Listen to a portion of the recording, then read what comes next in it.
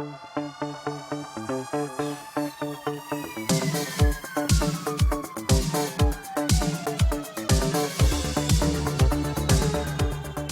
up, everyone? This is the Next Take Podcast, episode 47, with Mikel and Tanyka, where we have conversations on different topics. 1, 2, 3, 4, 5, 6, 7. My favorite. Yeah, you get the points. what are you doing? Yeah, I'm doing the intro. I know you're doing comes the to intro. music. Why are you counting? Comes to music. Okay. What I mean? A hip hop artist is coming and just Oh, I'm so confused, y'all. You don't know what do you call it? The group. Oh my god, I got lost. But you don't have the group from the 80s, the hip hop group. Which hip hop group? You gotta narrow that down. DMC. Run DMC, yeah. Run DMC, yeah. They've been 1, 2, 3, 4, 5, 6, 7. This is my, the rest of this history. But maybe I don't even know what you're talking about because, yeah. When it comes to hip hop, okay, well, we're not just talking about hip hop. I know we're talking about music in general, but this is that's a lot to do with music. Okay. That's how let's wait till we get to the 80s because we're doing revolution. We're doing evolution of music, right? And we're gonna start not at the very beginning because we don't got time for that, but we're doing music evolution, and we're going to be going from the 50s to whatever we can talk about in the current decade that we're in. We're still in it. Music is ever changing, so we will see what music is like, and like what, 6 years at the end of 6 years. So, but that's what we're going to be doing. We are going to be doing kind of more of an in-depth look into the evolution of hip hop as well. At the end with a guest. So that's what we're planning to do. But yeah, that's what we're doing. And we will talk about Run DMC in the 80s once we get there. I'm just saying that, that's how hip hop songs used to start back in the 80s. 1, 2, 3. My favorite rapper is, listen to that. I've never heard that. I've never heard that. Check 1, mic 2. Check, something like that. Yeah, some of them did, but not all of them. Yeah, mic check 1, 2. Mic check 1, 2. I've never heard You never heard that? Jeez. Not every song, no. That's not every song. I'm just saying that some songs used to start like that, or some artists used to rhyme. That wasn't just exclusive though to hip hop. I mean, I think a lot of genres would do that too. But anyways, let's just get into this. So we're gonna kind of do quick little things, synopsis or whatever of each decade. Not gonna go too far. Maybe we'll mention a few songs from that decade and we'll go from there.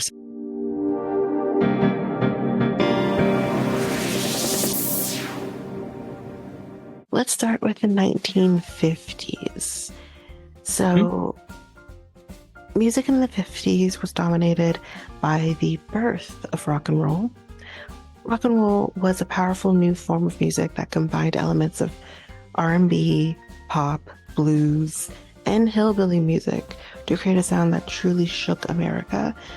It was brand new. Rock and roll has definitely evolved. So we are going to be talking really and truly also the evolution of rock and roll and how that would make changes throughout history too. But you had musicians like Ray Charles who described the music in this way. He would say, quote, "When they got a couple of guitars together with a back belt, that's rock and roll." And I don't know if you would consider Ray Charles rock and roll. I would more consider him like R&B, bluesy, personally. But anyways, rock and roll, it was raw, it was powerful and compelling. It drew young people onto dance floors and into record stores in a way that no music had ever done before. So the undisputed king of rock and roll with Elvis Presley, obviously.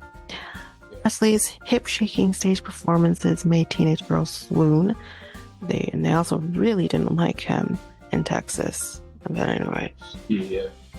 Other rock stars of the day included Fat Domino's, Chuck Berry, Little Richard, Jerry Lee Lewis, Buddy Holly, and Johnny Ray.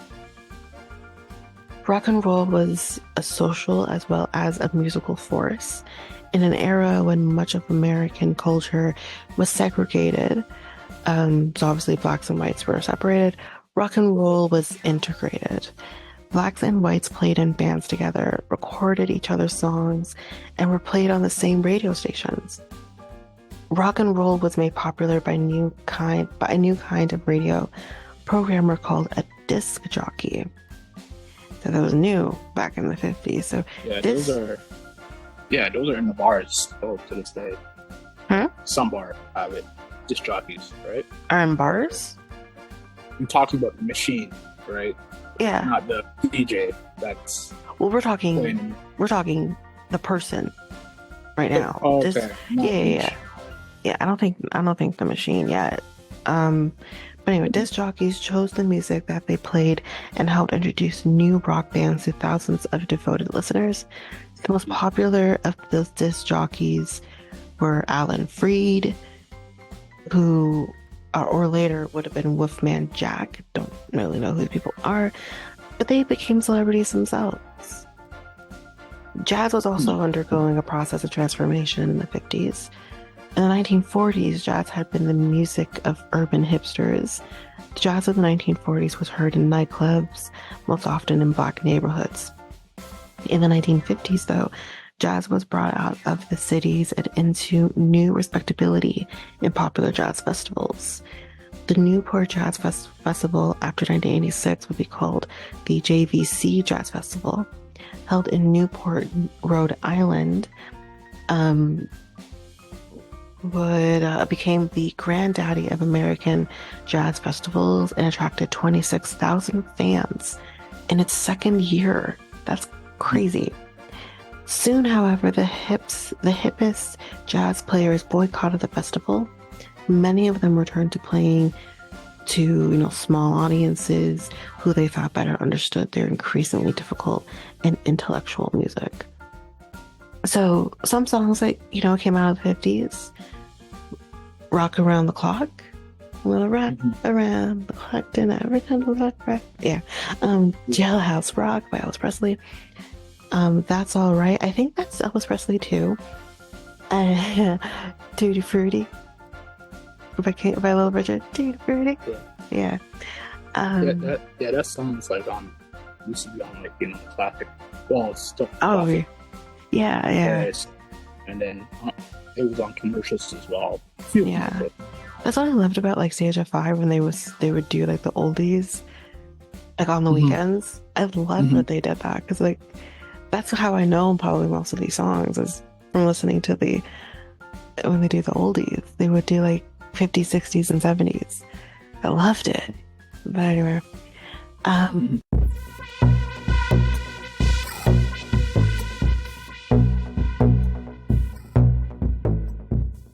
so now we are headed into the 1960s. So the 1960s saw a real flowering of popular music styles. Unlike the 1950s, in which the birth of rock and roll dominated the decade, jazz, pop, and folk music all gathered devoted listeners in the 60s. Rock and roll continued to grow as a musical form, with a clear split between hard, rebellious rock and soft, lighter rock, which sounded a lot like pop music. Love soft rock. Folk music was reborn in the 1960s thanks to several young performers who wanted to rescue the musical form from what they saw as its sad decline. So you had Bob Dylan, Joan Bays, I think is how you say her name. I don't think I've ever heard of her. And the group Peter, Paul, and Mary adopted folk styles, simple music arrangements played on acoustic instruments, but filled them with political commentary on contemporary issues. Like Bob Dylan was huge for that. Their songs addressed the problems of the civil rights movement of the 1950s and 60s and the Vietnam War, which went from 1954 to 1975. I didn't know Vietnam War went that long, but that's that, and helped them gain huge audiences. As the decade wore on, folk merged into folk rock as performers increasingly used electrified instruments and more sophisticated songwriting. Dylan and the groups Simon and Garfunkel led the way in folk rock. Rock and roll music in the 1960s was dominated also by one particular group. You want to guess who the group is in the 1960s? Okay. The Miracles? No. We're thinking white, not black. I'm trying to think. Okay. No? Oh, wait, hold up. Oh, okay. Okay. Go ahead. No? Okay. That group was the Beatles. Launched in Liverpool, England, this four-man group first appeared in the United States in 1964 on The Ed Sullivan Show. The popularity of the Beatles remained strong throughout the decade, and I feel like even now, other British groups followed the Beatles, creating what became known as the British Invasion. And I thought the Beatles were 1970s. No, 60s. 60s, yeah. The Rolling Stones is another one. The Animals, and the Who were a part of that British invasion. We might see another one in a future decade, another British invasion. All headed to the United States. In a strange twist, an American TV production company known as Screen Gems decided to copy the success of the Beatles by inventing a band of its own, modeled on the boys from Liverpool. And that would be the Monkees. Hey, hey, we're the Monkees. Okay, sorry. Consisted of four handsome actors, three of whom did not even know didn't know how to play their instruments. They didn't know how to play their instruments? God, I love them. Anyways, this did not keep them from having several number one singles, as I literally just sang one of them with the music played by other people. So they were kind of like doing Milli Vanilli before Milli Vanilli was a thing, except they were doing instruments, not singing. But anyways, rock music soon split into several streams. Some bands produced lighter music with pleasing lyrics to sell pop radio stations. Other bands pursued rock music as a form of protest or a form of artistic exploration. This more mature rock music used sophisticated recording techniques and exotic instruments. Two former soft rock bands led the way, and that would be the Beach Boys with Pet Sounds, which was in 1966, and the Beatles with Sgt. Pepper's Lonely Hearts Club Band, which was in 1967. Other bands... Sorry? That's what I thought it was 67. 1967, yeah, but it's still 60s. Yeah, it was like kind of going. Yeah. Go ahead. Other bands, notably those from San Francisco, California, pushed rock to have an even harder edge. So you have the Grateful Dead, Jefferson Airplane, and Janis Joplin helped create a form known as psychedelic rock. And Jimi Hendrix and others experimented with sounds known as acid rock. In addition, two music festivals revealed the high and lows of rock and roll subculture, and that would be Woodstock in 69 and Altamont, which was also in 69. Am I still in the 60s? I think so. Yeah, you are still in the 60s. Yeah, no, I know. I'm saying that what I'm about to read now. Okay, so some of the most popular music of the decade originated from Motown Records in Detroit, Michigan, merging gospel, jazz, rhythm, and blues. We have talked about Motown already. and rock and roll, which was founded by Berry Gordy Jr., and his team of songwriters created the bands that had some of the biggest hits of the decade. Diana Ross and the Supremes, Smokey Robinson and the Miracles, the Temptations, the Four Tops, Marvin Gaye, Stevie Wonder, Lord, all got their start at Motown. So was Elvis Presley still on his run, or was he just? He's still around in the '60s too, yes, but yeah.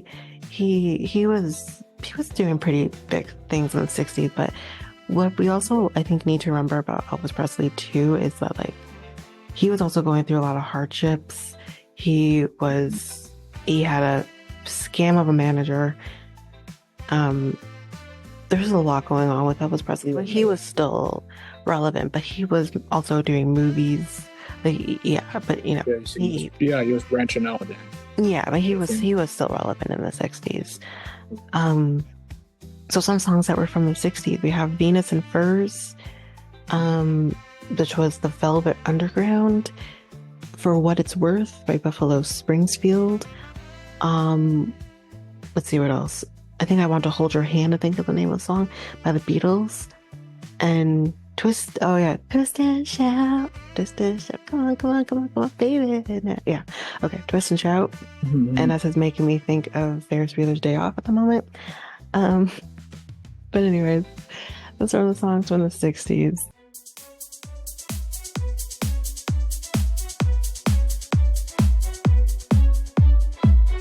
So let's go to the 70s.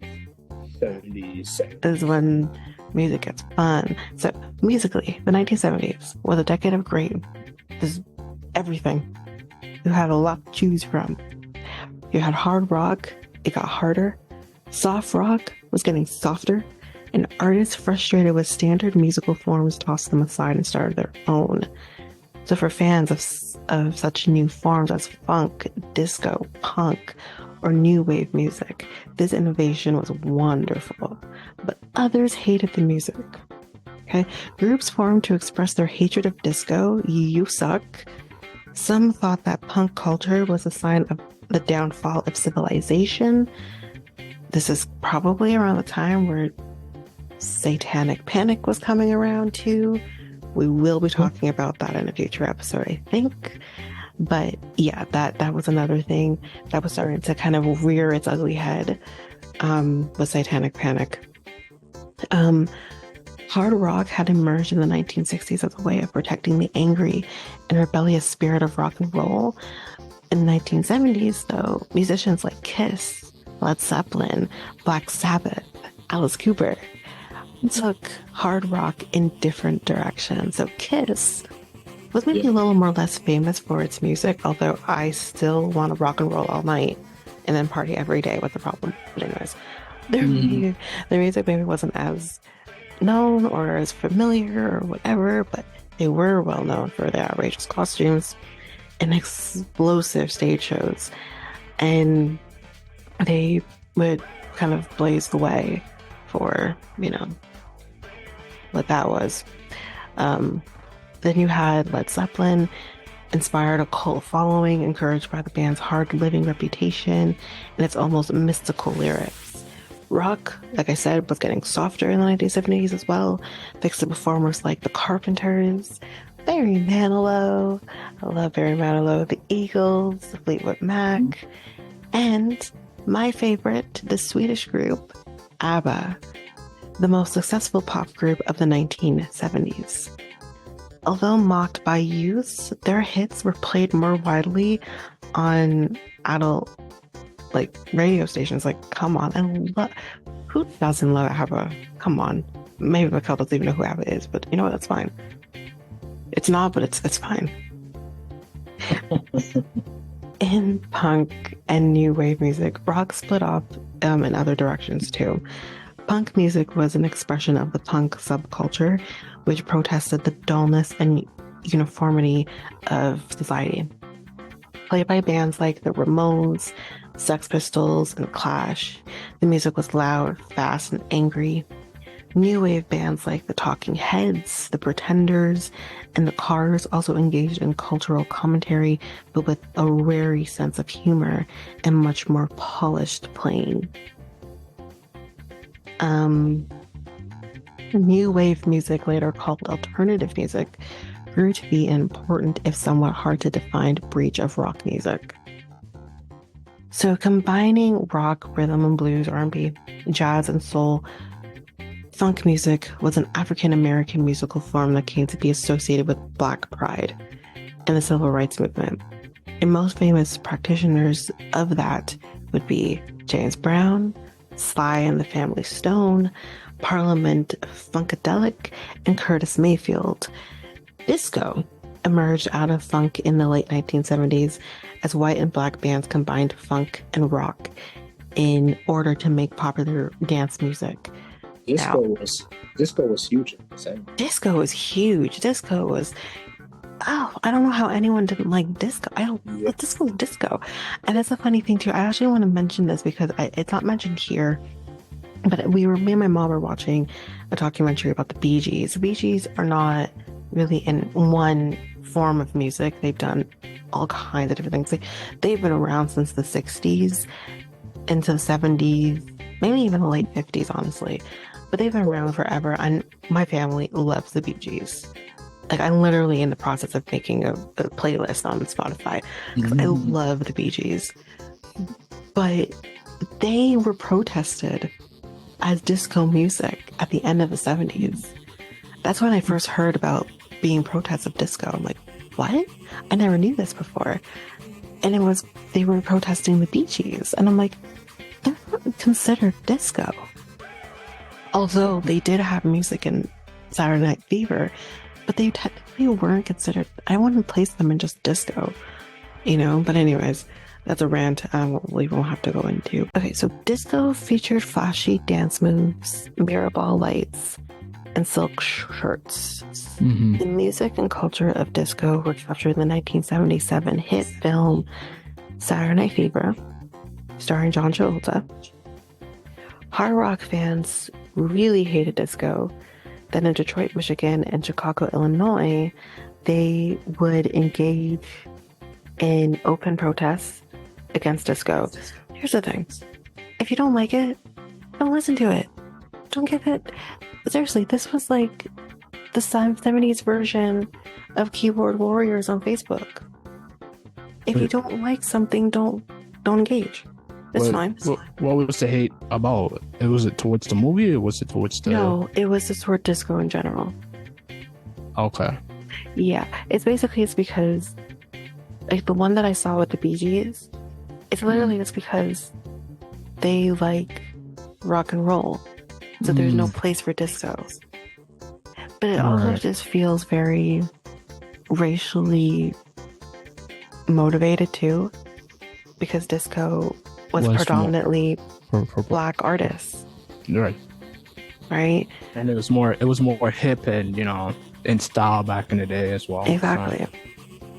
So that's what I don't want to get to that, but that's what it feels like anyways. Mm-hmm. Mm-hmm. So some of the songs that were in the 1970s to talk about Bee Gees, Staying Alive. Okay. Yeah. Love Staying.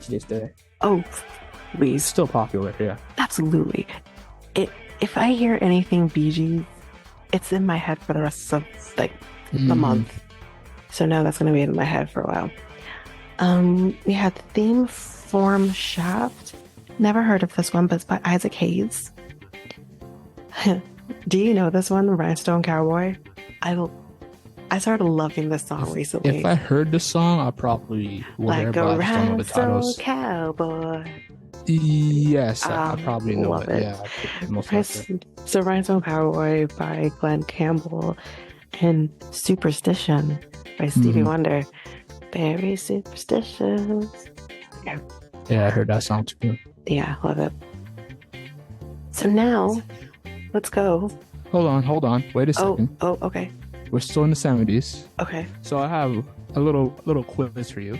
Oh, what quiz. movie was hugely popular in the 70s, in the late 70s.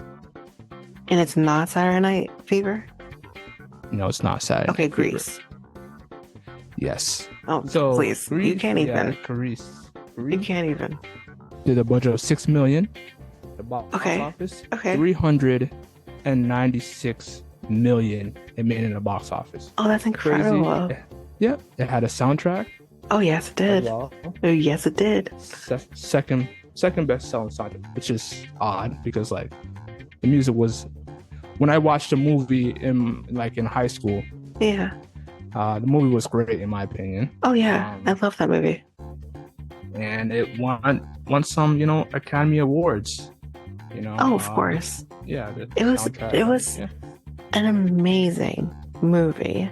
Mm-hmm. You had such greatness in the movie, all around, and I love that movie. I was first introduced to that movie from my dad, honestly, because he loved Grease. And I remember them doing like a birthday party or something for him when I was a kid, and they gave him the soundtrack, I think, or was maybe the movie too, I can't remember. And I remember listening to the soundtrack, my dad's soundtrack of it, and I fell in love with it. And then my mom got me the movie. Yeah, I love that movie. You have no idea. It's a great movie that kind of like, came off of inspiration of like disco, I believe. Disco was a mix of like, Yeah. Was it disco or was it like Elvis? I felt like it had a lot of different things in it. It wasn't just, for me particularly, because I'm thinking about all the different songs. It's not just disco. It's not just Elvis. It kind of was like a mixture of things, right? A fun fact. So the guy who plays Kaneki, he also played Danny Zuko in his stage show, as well as John Travolta did too. But they ended up giving it to John Travolta, obviously, who played Danny Zuko. And when they would do the Grease Lightning song, they literally, John Travolta didn't want the guy who played, I can't remember the guy's name right now, but may he rest in peace. He didn't want him to sing at all during Grease Lightning. He wanted it just to be him doing it.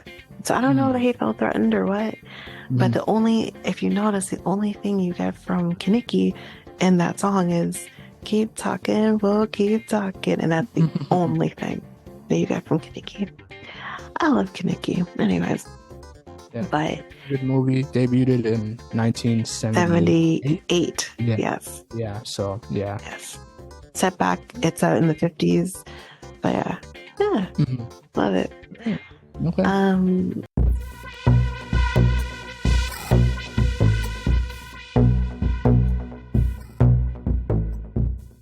So we can go into the 80s now. You can go to the 80s. Great. Zoom into the 80s.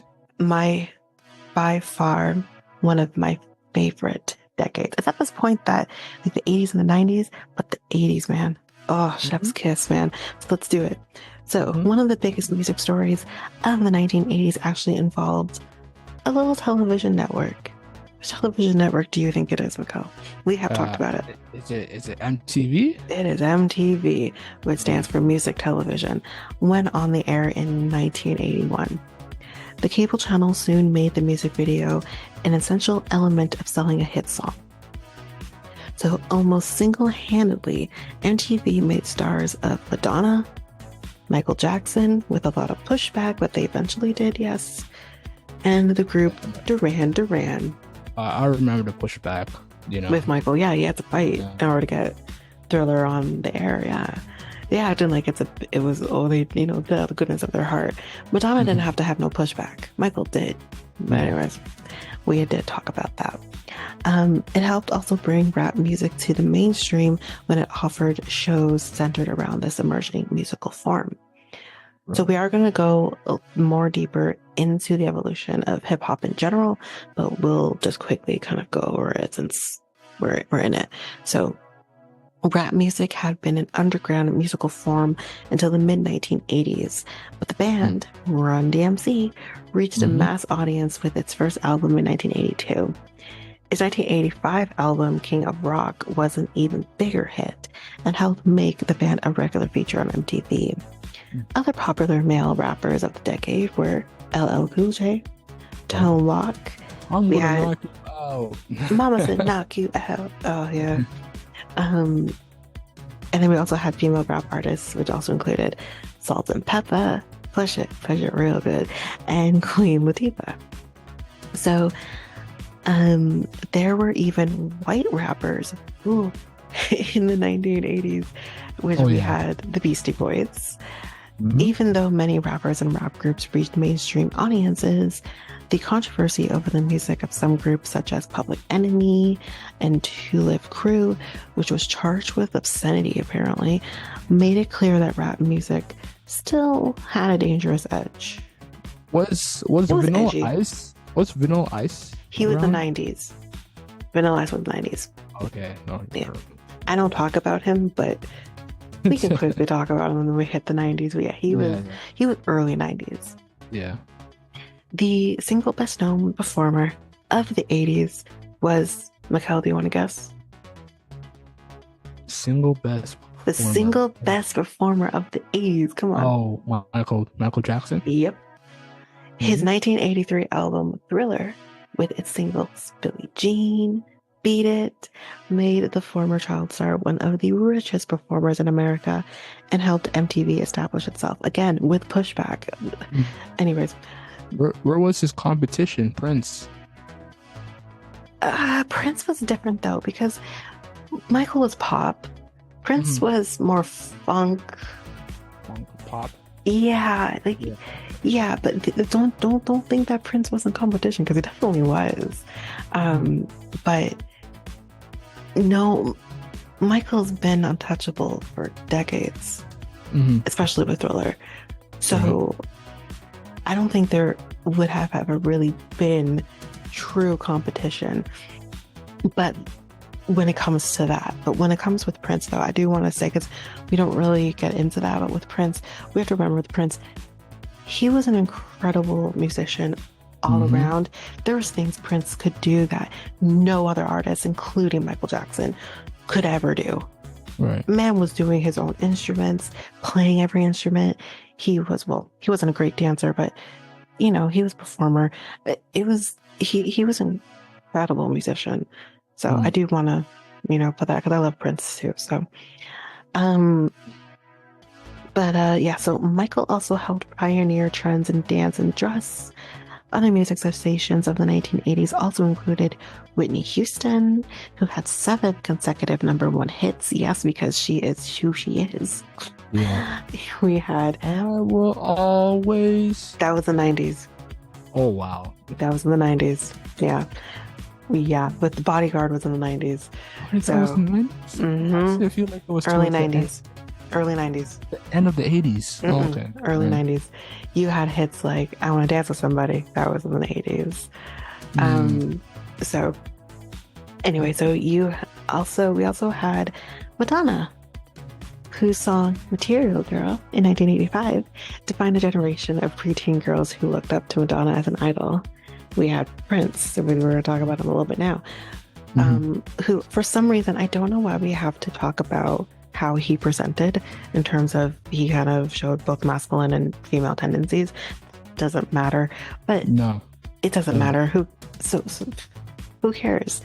He's who he was, and we loved him for that. Anyways, he was a funk rock player who had a smash hit with the album 1999. Which was in 1983, not to be confused, and a popular movie album called Purple Rain. Okay. Purple Rain in 1984. Thank God you know that. Okay. Yeah, have you seen the movie? I haven't seen the movie, just know the song. Song is really good. Okay. The movie is mediocre at best, but I have seen it. It was an interesting watch. It did introduce me to other songs too. There's one what's the song called? I have it on Spotify. It's not Prince, but it was Oh God, I can't remember what it's called now, but I love that. Oh, jungle something. I love it. Anyways, Yeah. we won't go into it. I'll go forever until I can figure it out. We also had Bruce Springsteen, whose song "Born in the USA," yeah, nearly became an alternative national anthem after its release in 1984. Do you know that song? No, no. Sing it to me, because like I wouldn't. Born in the USA. Oh yeah, Oh, yeah. yeah. Okay. That's always in like these truck commercials out. Yeah. Yeah. Watch. I love that song. Yeah, Anyway. it's pretty good, yeah. Yeah, so that was his. He was late start too, because he was born in 49, and that song came out in 84. He was just still under 40, but yeah.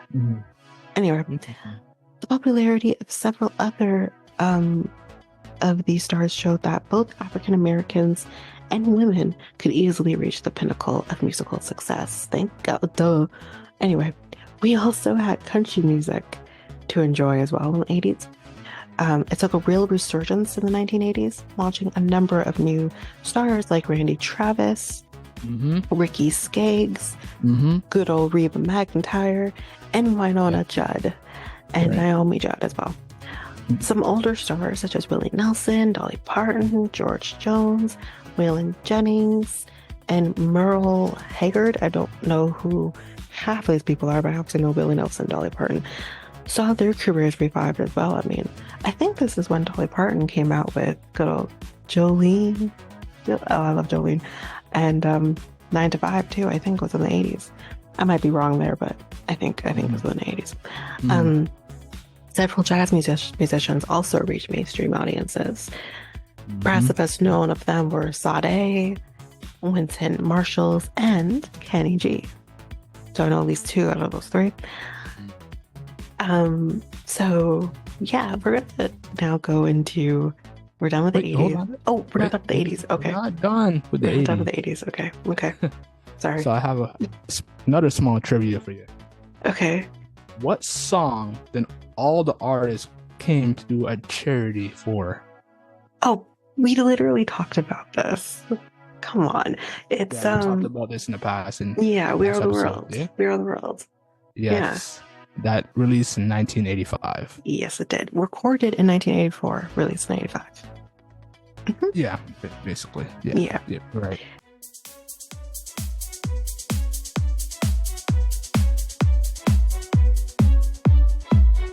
So let's head into the 90s. Well, let's head into the 90s talking about some songs.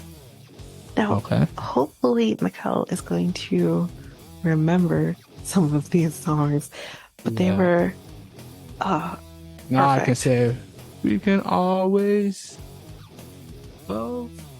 Yes, you can, because that is one of the songs on the list. It was the 90s. Okay, so Macarena. No one knows the words, but we at least know the dance. It is what it is. Gangsta's Paradise by Coolio. We live most of our lives living in Gangsta's Paradise. Yeah. And then you also have... That song was in the first Sonic movie. Oh, okay. Well, I was... Yeah. Sure. Go ahead. And then you also have one of my favorites, because I love her.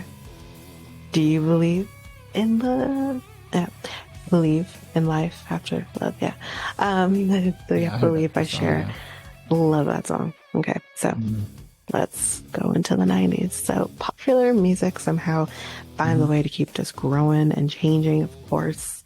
If fans got tired of rock and roll, they could turn to alternative rock. Tired of country? Well, then you could try alternative country. Even rap, a musical style barely a decade old at this point, inspired variations such as gangsta rap. Perhaps the only new thing on the American musical scene was the popularity of Latin or Latin-inspired music, with Macarena, we just talked about. You had, hey, Macarena. And then the rest of the words that no one even knows. So, you had one of my favorite artists who was her life was cut just way too short, Selena, who was, I hate this, minor sensation, although her music has definitely carried on past her death. Was a sensation with her Tejano, I think is how you say it, Tejano hits, but Ricky Martin truly hit the big time with his Latin dance tunes late in the decade with Living the Vida Loca. Living the Vida. That was my favorite song when that came out. I remember when the song came out. Oh, loved it. This is also where the year of boy bands came out of. Yes, which we are going to talk about boy bands and girl bands too, or girl groups, I should say. We will be talking about it. Don't you worry. Country music was reborn in the 1990s thanks to a just bevy of young new singers. We had Garth Brooks, who led the way with his 1991 album Rompin' the Wind. Sorry, I'm not a Garth Brooks fan, guys. Which shot to the top of both pop and country charts. Steering away from the hillbilly sounds of country music past, which is not my favorite either, Brooks and such stars as Faith Hill, Shania Twain, and the teenage Leanne Wines melted pop and country and won millions of listeners. So then we also have alternative rock, was a grab-bag term used to refer to a range of bands whose music borrowed from rock and roll, but was angrier. So sorry, go ahead.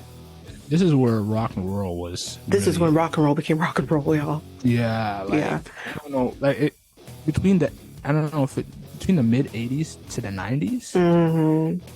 That's where rock and roll was shining. Yeah, and then we also I don't know if you ever saw the documentary about Woodstock 1999. I mean, the lineup that they had with all that, that this type of rock, you have Limp Bizkit, or the only group that wasn't white, it was rock, but wasn't quite that kind of rock. I can't remember the name of the band, but it's the band that Gavin Rossdale was in. That's the only again, for those who watched the documentary, I'm not really spoiling anything at this point.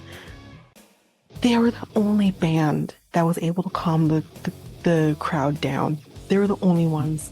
But then you had Limp Bizkit come right after them. It was crazy.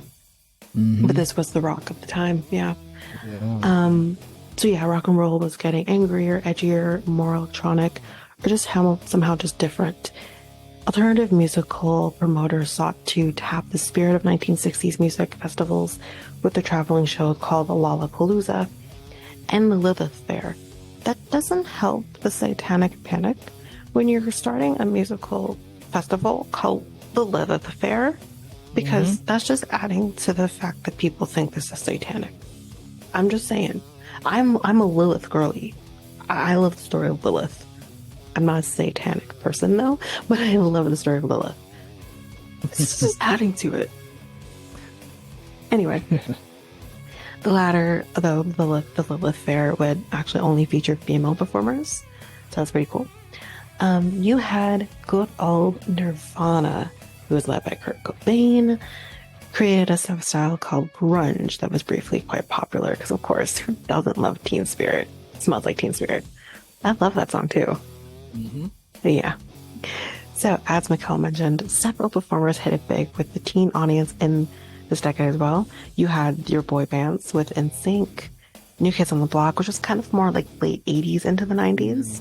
But I think they kind of shined more in the 90s. Did you think? Maybe. Do you think so? I guess it really depends when the songs came out, though, because I actually don't know the years the songs came out, but you have The Right Stuff, or as an example, I love that song, but I'm just not sure which year that came out. But they were still popular nonetheless. And they also had the Backstreet Boys. They were the most popular of several boy bands. But the teen sensation of the decade was 18-year-old Britney Spears, whose 1999 album Baby One More Time made the former Mouseketeer a major star. I remember when she came out, and I absolutely loved her. Absolutely loved her. Yeah, so that's basically the 90s with that. Is there anything else that you want to mention about the 90s? Oh, we also had Spice I want to Girls. touch on a little bit on the hip hop. I know we're gonna go deep, but I'm just gonna touch on little detail. So basically, the 90s had like your Biggie Smalls, your Tupac. We are gonna be talking about all that, yeah. And Jay-Z in the 90s. Yeah. And then and then towards the end of the 99, it's Eminem. So yeah, there we go. Yeah. But they also carried on into the 2000s, which we're going to start going into now. Yes. Well, obviously Biggie did not, but or either did Tupac, but we don't need to go into that. But they we had the others that you mentioned go into the 2000s, so that's where we're going to go. I'm surprised he didn't name Janet Jackson. It's interesting. Janet Jackson started in the 80s. But remember, Janet Jackson's also being kind of overshone by her brother. But Janet Jackson, yes, she would have been a part. She started in the 80s. Her career was huge in the 80s. Oh, yeah. In comparison to the 90s. Mm-hmm. Yeah. Yeah, okay.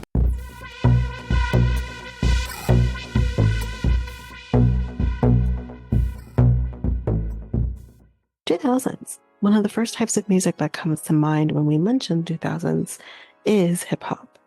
So among the most important artists of the genre, which was especially popular at the beginning of the millennium, we can count the names like Eminem, like you mentioned, Outkast, Black Eyed Peas, T.I., 50 Cent, Shut Up, Kanye West, Jay-Z, Ghostface Killah, Snoop Dogg, Lil Wayne, Ludacris. I mean, I think 2000s, I'm like, I was probably listening to all these people, even 50 Cent.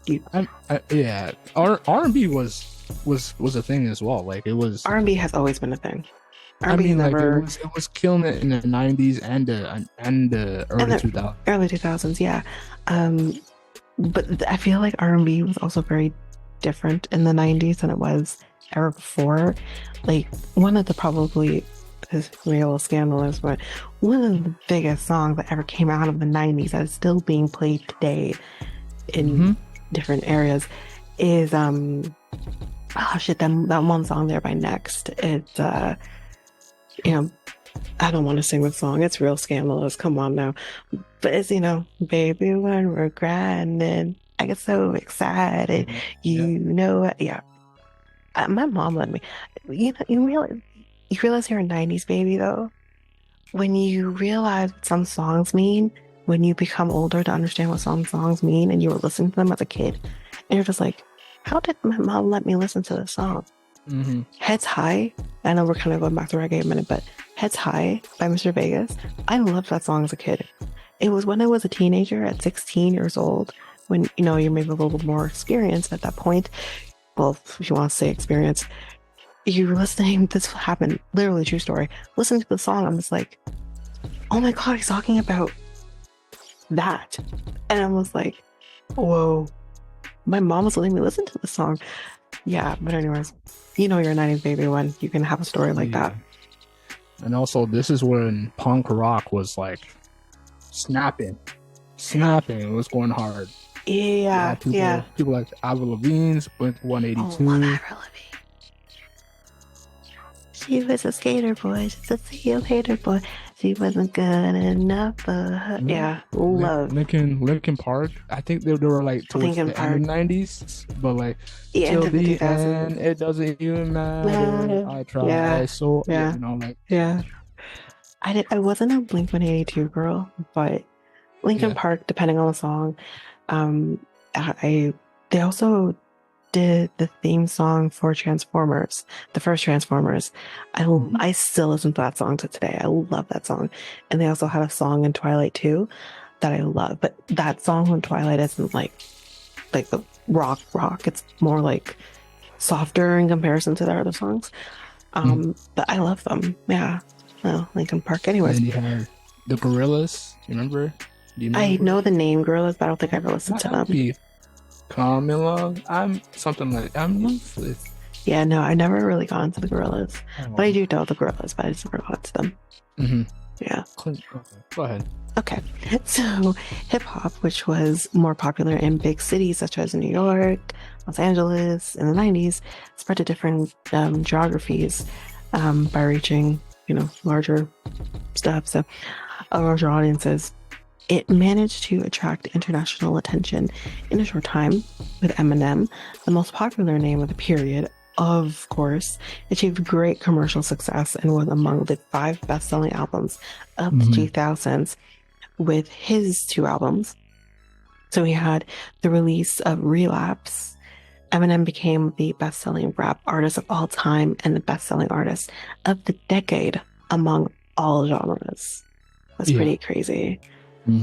So we had, the post-grunge stage. So post-grunge was another prominent music genre in 2000 was the post-grunge. Among the artists of the period, we can count the names such as Foo Fighters, Creed, Alter Bridge, never heard of them, Nickelback. Listen, I know people seem to hate on Nickelback. I love Nickelback. What's it? People hating on Nickelback? It's because I'm Canadian that I love Nickelback. Is that why? Because I love Nickelback. I love them. There's so many jokes. I know.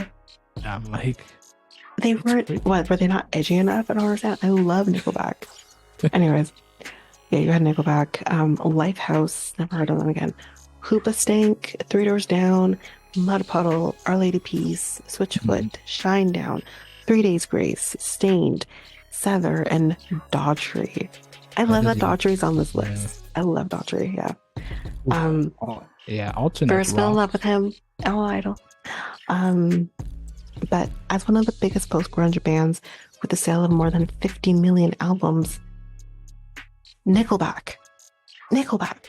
People want to hate on Nickelback, but y'all is definitely buying their music. So, it has to put a stamp on I feel so history. bad for the fans. Why? Because they're clearly, but it's also the fans that will make fun of them. Like, I don't understand. It's so weird. The fans were making fun of them? For sure. I bet you 1,000% the people who are making fun of them are the people who are buying their music. Come on. It's so dumb. Anyways.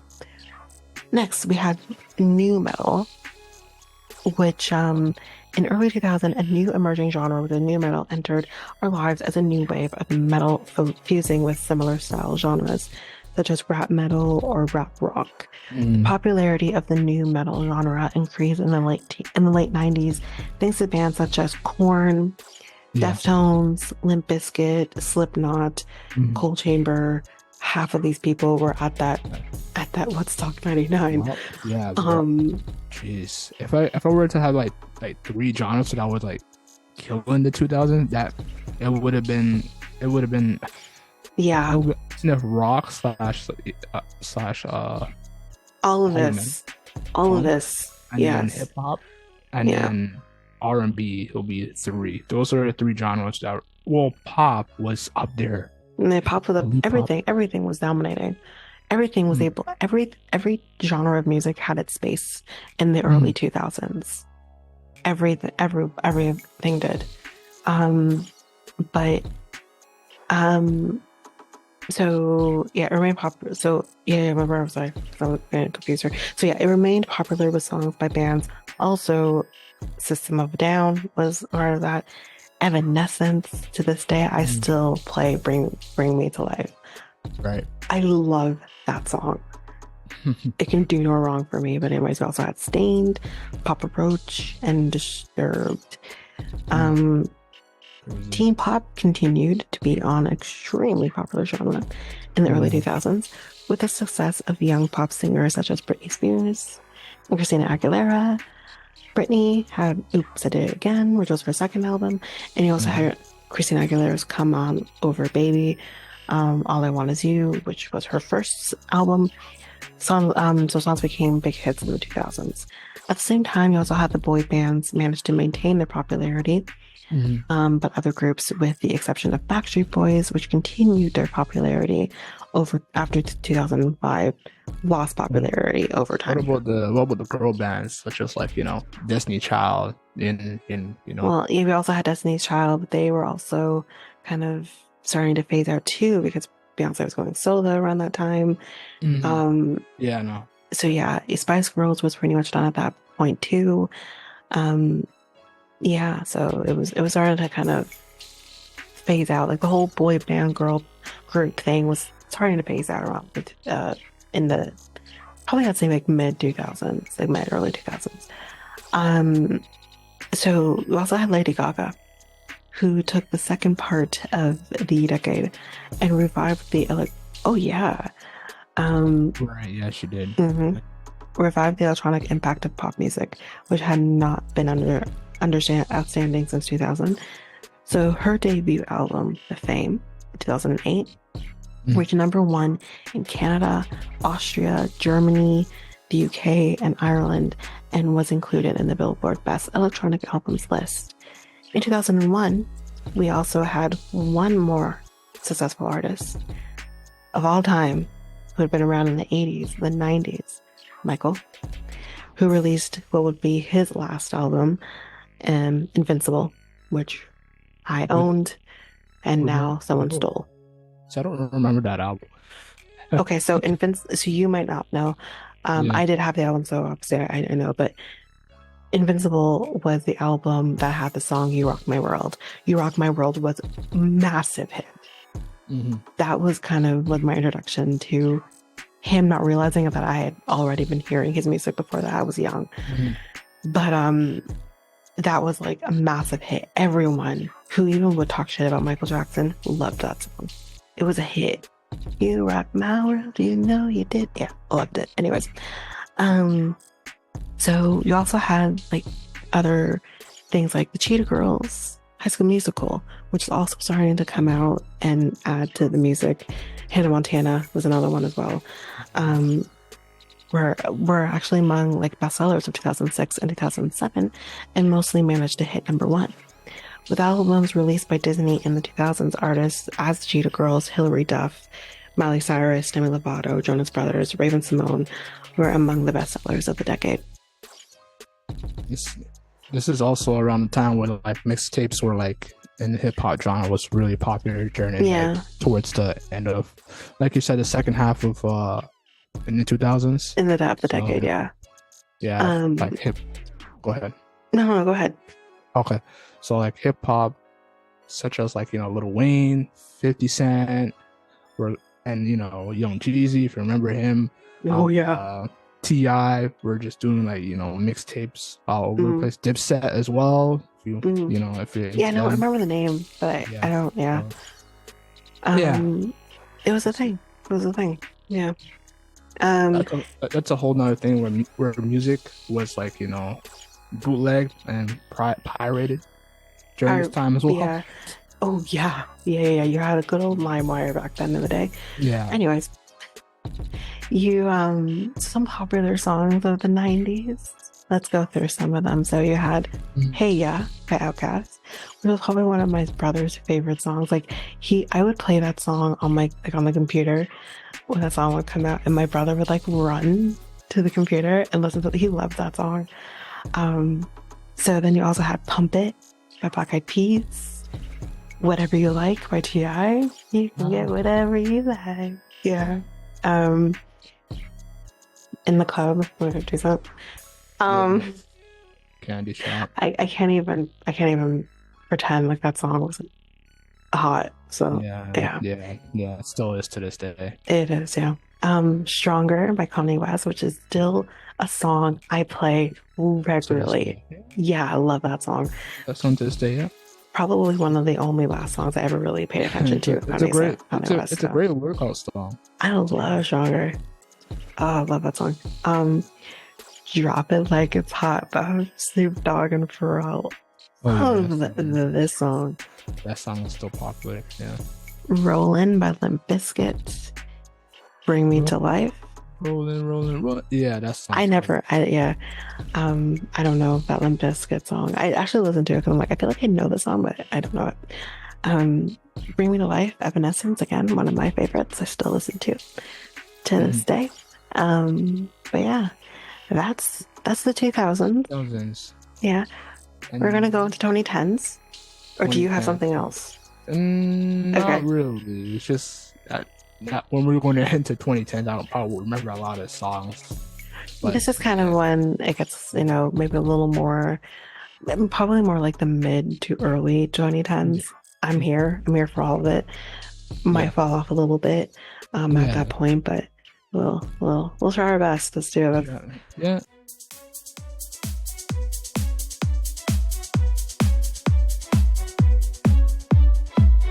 So the past decade has seen the rise of a new pop aristocrat, like with the pop music and everything. So yes, if one artist, as we mentioned already, we mentioned her before, towered above the rest, it was arguably, who do you think it is? Psy. We're not there yet. We are going to talk about K-pop, but we're not there yet. No, but this is the rise of K-pop, though. This is the rise of K-pop, and Psy walked so BTS could run. But we're not there yet. We're talking Lady Gaga again. So who rose from mere pop star to global multimedia superstar. I love her, but she wasn't the only one. We had a handful of megastars who have ruled pop landscape throughout the 2010s, and that's Beyonce, Taylor Swift, Katy Perry, Justin Bieber. And there is every reason to expect that they'll still be selling out stadiums in 20 years, just like Madonna and Cher currently do now. The global megastars seemed to be a dying breed 10 years ago. Now things are maybe a little different in the 2010s. So you have like with concerts and stuff like that, you would seem like some creative, maybe an eccentric uses of the stadium, whether that's Beyonce doing multimedia spectacle with the rotating stages and wardrobe full of costumes, or you had Katy Perry who was cavorting in Croft Brothers style Fantasyland. Bieber's last tour, which I know he had some hardships with that tour, but Bieber's last tour was a fully fledged psychodrama that hinged on his oblivions about his own stardom. He was really struggling with that tour. I don't even know how he managed, but anyways, when he towered above the audience, walked in a cage, you couldn't help but maybe feel maybe a little bit of a similarity with Pink Floyd. Apparently did something similar too, I think. So quickly, let's go back to Gaga for a minute. So anyone who's paying attention at the end of the aughts could have predicted that she was going to World 2010's music. The Fame Ball Tour of 2009 was her coming out party. By year's end, she had 3 international smashes with Just Dance, Poker Face, and Bad Romance. Now that she had the world's attention, the fame, Gaga was coming up with new ways to mess with the mainstream. Remember the maid dress? That's one way she screwed with people. Iconic. What happened at the MTV Video Awards in 2010? That happened, sorry. Gaga had arguably her greatest year in 2017, though. That year, she pulled off back-to-back spectacles at the Grammys with Metallica, and at the Super Bowl with a jaw-dropping acrobatics display, which I don't remember there being acrobatics. I did watch that performance, but anyways, then went off to make A Star Is Born. Then apparently this article says then Barbra Streisand did. You are mistaken, sir. That's blasphemy. How dare you disrespect Barbra Streisand like that? Anyways, I'm sorry. I just had to kind of say that. So yeah. I feel like this is the year where R&B it was completely dead. In my opinion, 2010s was not good. Maybe. Here for R&B. I think it was more shine towards pop, hip hop, and I will say a little bit shine on country. This is where also alternate rock was in the rocky roads between Yes, and I am going to talk about that. Yeah. In terms of the crossover between country and hip hop. Yeah. That was happening. You had I'm thinking Nelly off the top of my head with what's his face? Can't remember his name right now. Shoot. You'll look at that. I'll keep going. So nearly 40 years now since the dawn of hip hop, the 2010s was finally the decade when rap outsold rock music. The real shocker, however, is that it took so long for this to happen. Agreed. Hip hop didn't overtake rock in sales at the end of the 80s when everyone you knew had to own a copy of NWA's Straight Outta Compton or Public Enemy's Fear of Black Planet albums, nor in the early aughts when Jay-Z, Nas, and Eminem rose to become rap royalty. Instead, the Nielsen year-end report said that the great upheaval finally happened in 2017 when hip-hop accounted for 8 of the year's top 10 artists, alongside 2 pop artists, which were Taylor Swift and Ed Sheeran, both influenced by hip-hop and zero rock artists. So that same year, 4 of the 5 Grammy nominees for Album of the Year and all 5 for Record of the Year were hip-hop releases. So it's pretty crazy. Mm-hmm. So then you also had songs like Despacito was one of the biggest hits of the 2010s, and it exemplified another trend, Latin music's move into the mainstream. Of course, the definition of Latin music hasn't necessarily involved like pianos, trumpets, and congas for decades now, but you had reggaeton and trap are now the state of the Spanish language pop, and the freshest crossovers are coming from Latin producers who have harnessed those sounds into mainstream hits. Yeah. So like with Despacito, you had Luis Fonsi and Daddy Yankee, who, first of all, listen, Daddy Yankee came out of the fucking woodwork when he came out back with the song, because he came out with like Rompe and Gasolina, but then that was like in the early aughts, and he was like gone mainstream wise. Anyways, he was gone. What about like Pitbull? And Pitbull was. I'm not talking about Pitbull in here, but Pitbull is another one. Like but he was. I mean, he is kind of Latin-ish, but he's American. So like with Luis Fonsi and Daddy Yankee, they're not like they're. Yeah, they're. Yeah, like Pitbull's from Miami, you know. So, but anyway, the Game Changer was a trio of hits that Bad Bunny scored as an artist and producer in 2018 with Crippy Kush, with Farruko, and I think it's, I don't even know how to say this name. Sorry guys. I don't know. But anyways, I Like It with Cardi B and J Balvin, and the remix version of Neo Garcia, Daryl and Casper's Magicos Tebati. Sorry, I'm trying. The latter being the most watched YouTube video of 2018. And according to a Forbes article that year, it was the song that tipped the scale, making Latin music the 5th most popular genre in America, behind hip hop, pop, rock, and R&B, ahead of country, EDM, and everything else. So R&B was in the top 5. So R&B clearly wasn't dead. Was it? No. Top 5. So like it wasn't. It wasn't in the bottom 5. I would say that if it was in the top 5. It was in the top 5. I just told you what it was in the top 5. So like, clearly R&B wasn't dead yet. Or it still isn't. Because it was fused with like, pop and R&B. Because I wasn't hearing a lot of R&B. The only R&B artists I would probably hear from would be probably like The Weeknd. Well, yeah, there you go. That's exactly it. The Weeknd's huge. That's one person. Like, but the Weeknd, but it doesn't matter. The Weeknd is huge. I know, but like you can't. You had more people in the I 2000s. I hear you, but The Weeknd is huge. So I understand that, but you also have to think like there are other artists. Like you had Adore You. Not Adore You. It wasn't Adore You. That's fucking Harry Styles. It might be Adore You, but I can't remember his name right now. Yeah, thank you. He there was also Frank Ocean, but I don't know if Frank Ocean did this song that I'm thinking. That song's completely out of my sight, guys, because it was like my ex would sing that song to me. So I'm just completely out of my head now. But here's another one. Jeremiah, birthday sex was in 2008, wasn't it? Was that 2008? And then Down on Me with 50 Cent. Which one? Down on Me. Down on Me. You're out. No. But so those people, like Frank Ocean, for example, were huge then, and they would have kept R&B alive. So Bruno Mars, I would consider him R&B too. Usher, exactly. So we're figuring out, yes, R&B was very much still alive then. Alicia Keys, yes. Country.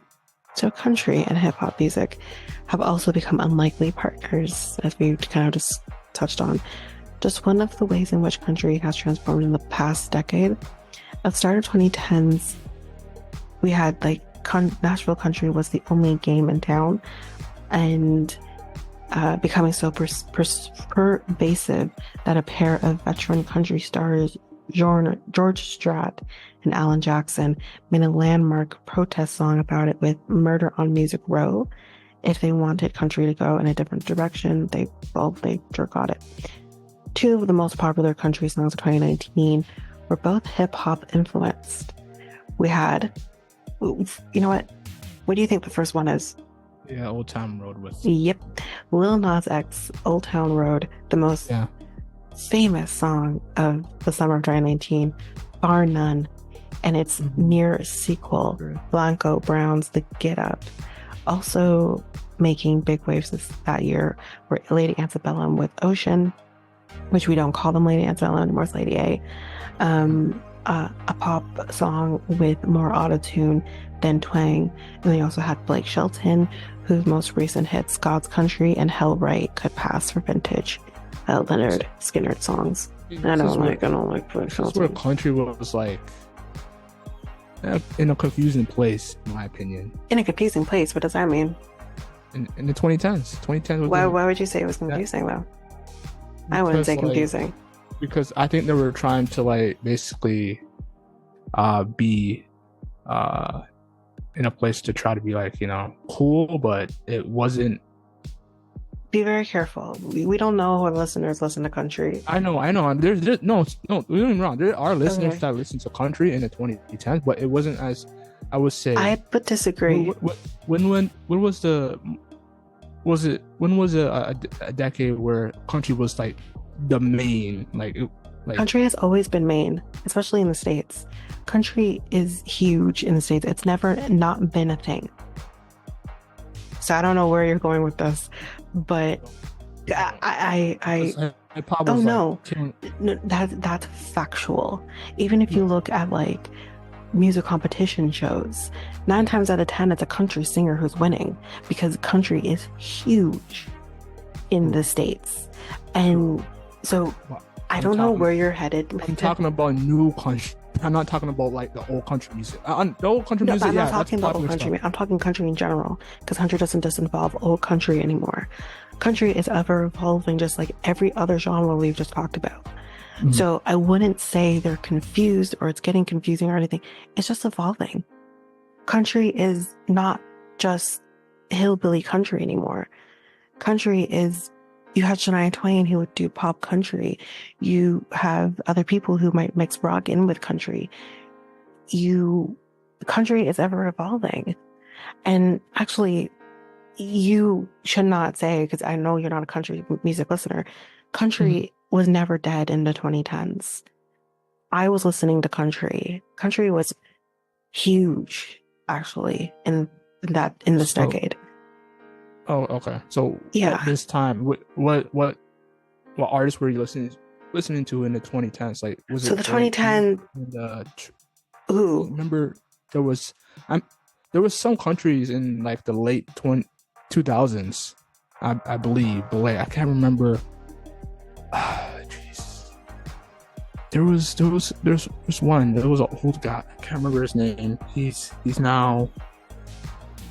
Come back to me, because like I will. Okay. Name one. I'm gonna say go ahead with the country. Okay, I mean, I remember being like in one of my friend's cars she would listen to country, and we would just sit there and listen to like country. But we, like some of the artists from the country, like, God, I can't even think off the top of my head right now because you're putting me on the spot here. But, okay, so there's Johnny Cash. You remember him? Yeah, but Johnny Cash was he was not even alive at this point. Mm-hmm. He hadn't done music in years.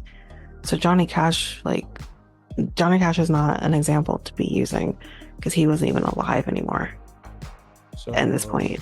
Toby Keith, yeah, that's another one. You had Keith Urban, is huge. You had Kenny Rogers, yeah, he was still, I mean, I don't know if he was necessarily making new music, but was huge. I know you said Blake Shelton. Yeah, but I don't really particularly like Blake Shelton. Don't get me started. But anyways, yeah, you have Blake Shelton. Yeah. Reba's, huge, but for me personally, like it wasn't as about like I would probably, I don't know if 2010s was no, it wasn't. You can't say it was because I know you don't listen to country, so you can't really speak on a genre that you don't listen to. No, because I don't even listen to pop. My pop was loud to me. Pop was everywhere during 2010s. But it wasn't just Taylor Swift was doing country initially before she went off to do pop. Yeah. So that's another example. Dan and Shay was another one who's country. I love them. Lady A is another one. Dixie Chicks is another. Country was not dead. Country is not dead. So like I said, like country still has new people coming in. You have old people still doing music. Like I'm thinking of one right now. Then I'm next to you. Spend my whole life in love. That's country. And that's more newer, but that's country. That's recent, and it's country. And I love that. That's a great song. So you cannot say a country is dead because it's not. That's an incorrect statement.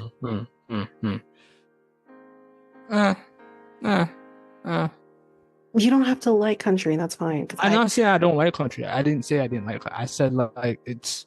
It I wasn't. feel like it was at this time. 2020. It's coming. In my opinion. No. I disagree. I highly disagree with you. In the 2020, it's coming back. No. Country was never. And I'm literally about to tell you that country music was still around in the 2010s. You're not gonna let me get to it. Country was not dead in the 2010s. It never was. So let me go into the country, please.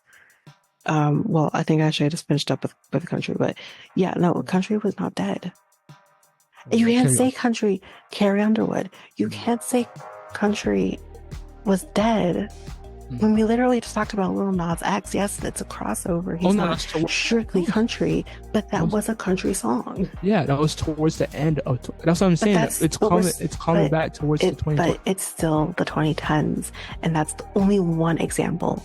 But you just mentioned Carrie Underwood; she was still going. So there's other people. I think Lauren Elena was still doing some stuff at the time too. Like it's wasn't dead. So I don't know what you're talking about. I don't know. I think it was the least. No, I disagree. Absolutely disagree with you on that one. It was not. I think hip hop, pop, R&B. Yeah, but again, like we said with the 90s, there was a space for everything, and that still is the case. So you can say all you want that you thought it was maybe quieter. But we're also not listening to those stations that are predominantly playing country music. So what might seem quiet to us really isn't. Like every time I work, my workplace always puts it on like a radio station, mixture of like, alternate rock and country. And it always, the station always like puts on old country songs. And then, but that doesn't mean that there's not new country songs. That's just whatever that station is playing. Yeah. So I do agree, but like I don't know. It's just like there are stations that don't play like the newer stuff as much as they do the older stuff. That's just the case though. But that does not mean that the genre is dead. That doesn't mean anything. That can also be the case because they might only play, older pop songs or older R&B songs, but that doesn't mean that the genre is dead. Because I need to know the station that they're playing to even really say anything. Because a station does its own thing, right? So I can't go based off that. I don't like I said it. I feel like those genres were like more popular in country, but like Yeah, I'm not sure, saying but but it wasn't that there wasn't music still coming out of country. Mhm. It wasn't dead. No genre is ever going to be dead, really and truly. No genre, like the umbrella of a genre, is never Mhm. going to be Mhm. fully dead. The country is never fully going to be dead. Now, Mhm. Shania Twain, I think, was still doing music too. Like, it's never going to be dead. Mm. Okay. So I disagree with you. Oh, yeah. Oh, I feel like it was more quiet, but like you can continue with the. Yeah, let's go past Yeah. this because we're not going to agree on this one. But let's just continue. It's all Um, good. Just we do this. so the 2010s was also the decade when we kind of saw maybe another British invasion. So this would now include like Radiohead and Oasis, which was in the 90s. We also had Amy Winehouse, Coldplay, Adele, Radiohead again kind of came out of the 2010s again. The UK just sends just fresh reinforcements because I mean, personally, I love artists from the UK. You know, Amy Winehouse. We have her biopic is coming out soon too. No, UK was showing out in this. Oh yeah, and even like this is the tip of the iceberg. There are artists from the UK that are not even being touched right now. Like there's a commercial currently right now that's is bringing back like an old song, Bulletproof. Which I love that song. It's a UK artist behind that song. Like it's a great song. So um let's go on to the next thing. This is the time where streaming was like Starting to pick up. and every single thing like from the 2010s. I think it started during 2009, but like 2010s is where it like picked You up. think streaming started in 2009? I mean, like Spotify was still around in 2000. Was it Spotify 2009? And then I don't iTunes, know when Spotify. Apple was in. Well, iTunes, yes, I guess that's true, but Spotify was around in 2009. It definitely didn't make its big debut until like towards the mid 2010s. Yeah. Like that's when it kind of peaked its head was around that time. Like I remember when my boss got Spotify was maybe 2018, 2019. It was 2008. Yeah, when it launched. Yeah, Spotify. but it wasn't huge yet. It got huge after. So I wouldn't even put Spotify in there yet because they weren't that big. But iTunes, yes, for sure. iTunes, yeah, that's a good point. Yeah. And then it turned to Apple Music. So two other rising UK stars also included Sam Smith and Emily. I think it's Emily Sandy that I've never heard of her, but Sam Smith, if we don't know who he is a sleek modern R&B/pop artist, whereas the Sandy is more steeped in jazz and gospel. It's popular. Yeah. Yep, he was. I mean, he's still doing his thing, you know. Sam Smith debuted his album In the Lonely Hour. That was his first one. So yeah, there's that. He was, like we said, huge. We also had Ed Sheeran, who in some ways represents every trend of 2010s music. Everywhere.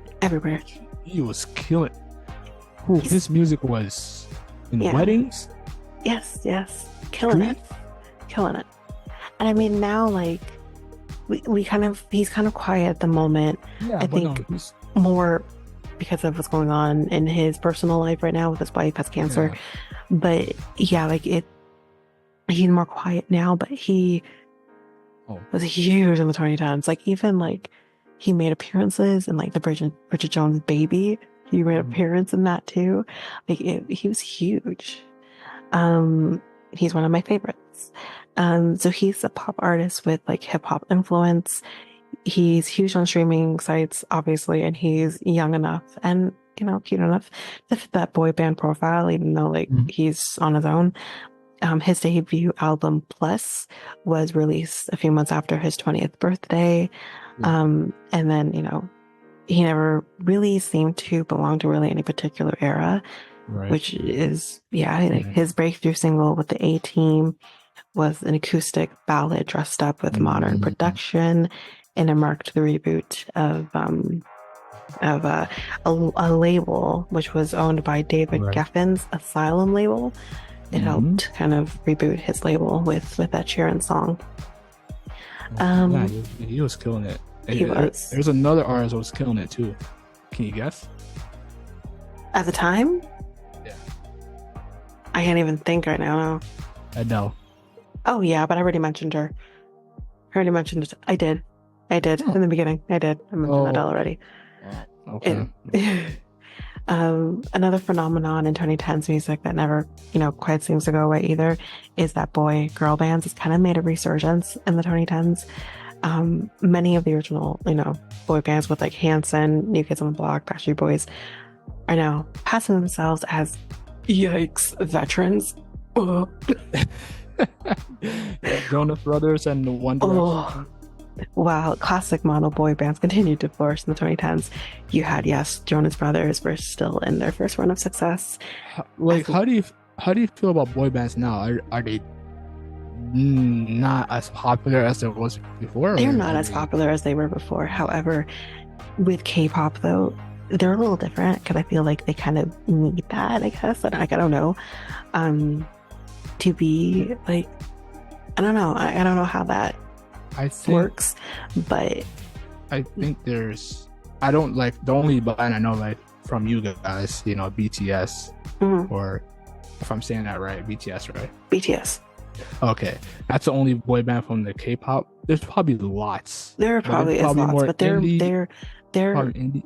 Not just in Korea though. They have like branched out, so they are probably the only boy band in K-pop that is hugely known and successful. And you also have like Blackpink as well as the only kind of girl group in K-pop too. So yeah. And let's talk about Psy. We'll be talking about Psy. Give me a minute. We are going to be talking about K-pop. Just give me a minute. So, Jonas Brothers were still in their first run of success, as I said, as the decade began, and now they too are going out as united veterans. Just God. And for their part, the UK gave us One Direction around the same time as well as Jonas Brothers launched. So we had the both of them. They're kind of like the only two like hugely successful ones though was them. I mean, we had, is it Mindless Behavior? Do you remember them? No. They were like a black boy band. Oh, that's why I don't know who they are.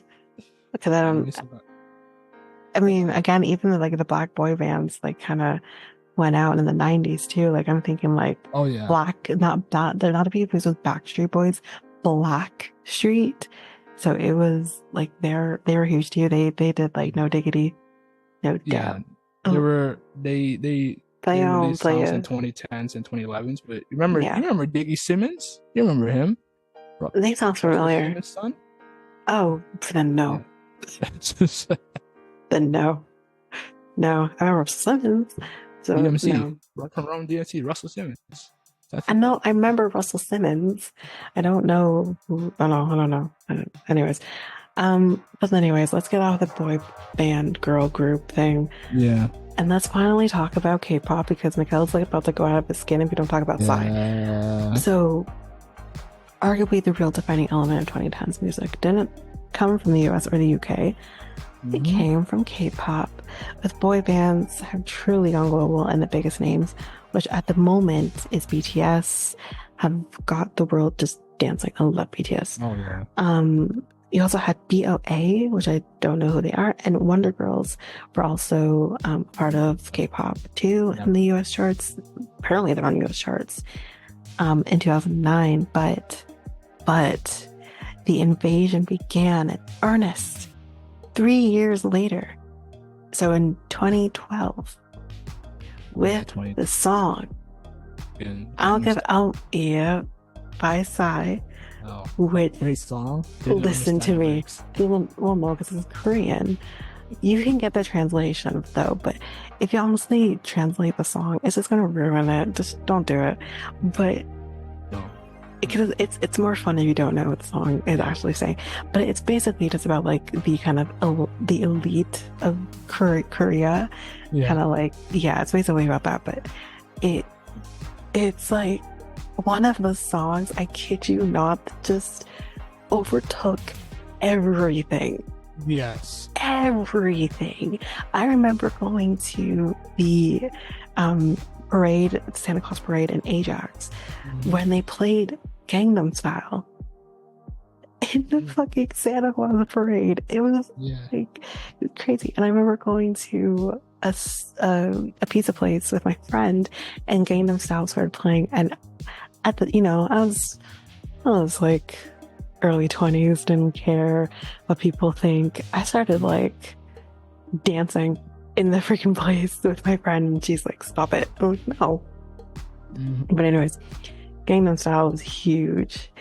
And that song and the other song, well, we're going out of K-pop for a little bit. That song that was played in 2010s, and I'm Happy with Pharrell. That song, those two. Oh, Happy by Pharrell, yeah. I honestly didn't want to like Happy, but I do like Happy. Yeah. But let's go back to K-pop. But yes, like I mentioned earlier, Gangnam Style walked a very long walk so that BTS and all of their songs could run. I know he tried to do another song after that was not, as received as Gangnam Style. I can't remember what the song was called.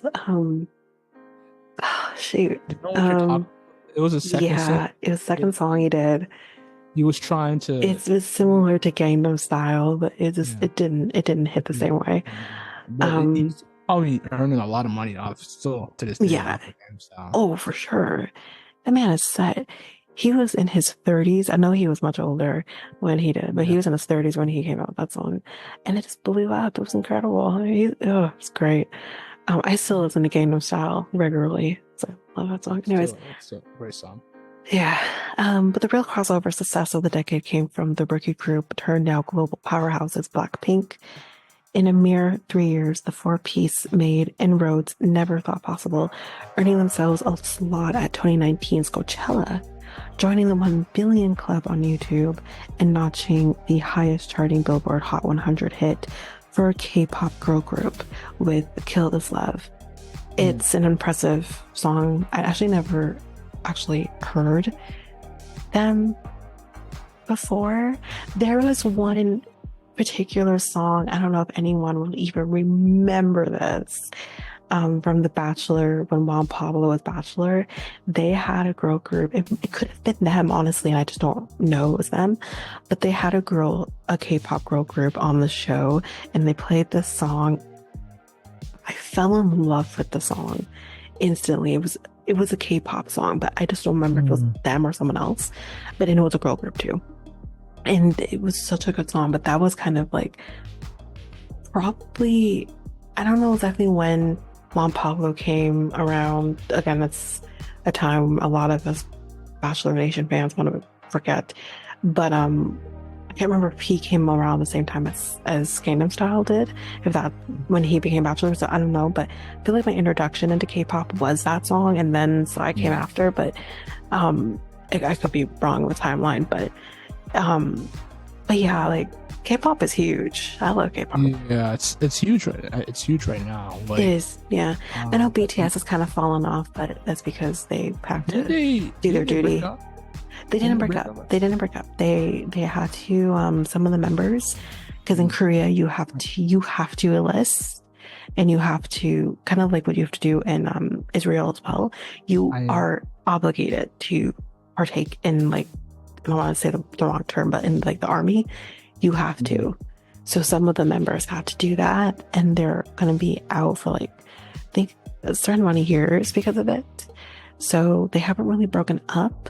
They're just kind of having to do their own thing at the moment. They probably will come back at some point, I would think. They didn't break up. I know one of the members is J-Hope. He's doing his own thing. Yeah, because he has technically no choice otherwise if he wants to stay relevant too, right? He did a song with J. Cole. Street. I like the song. Yeah, I know he also I think it's him. It might be someone else though. I know there's someone who did a song recently with Halsey as well. That I listened to. It's called Lilith, and I think it's at least one of the people from BTS. I think I just don't know exactly which one it is. But yeah, it's kind of that with the 2010s. Yeah.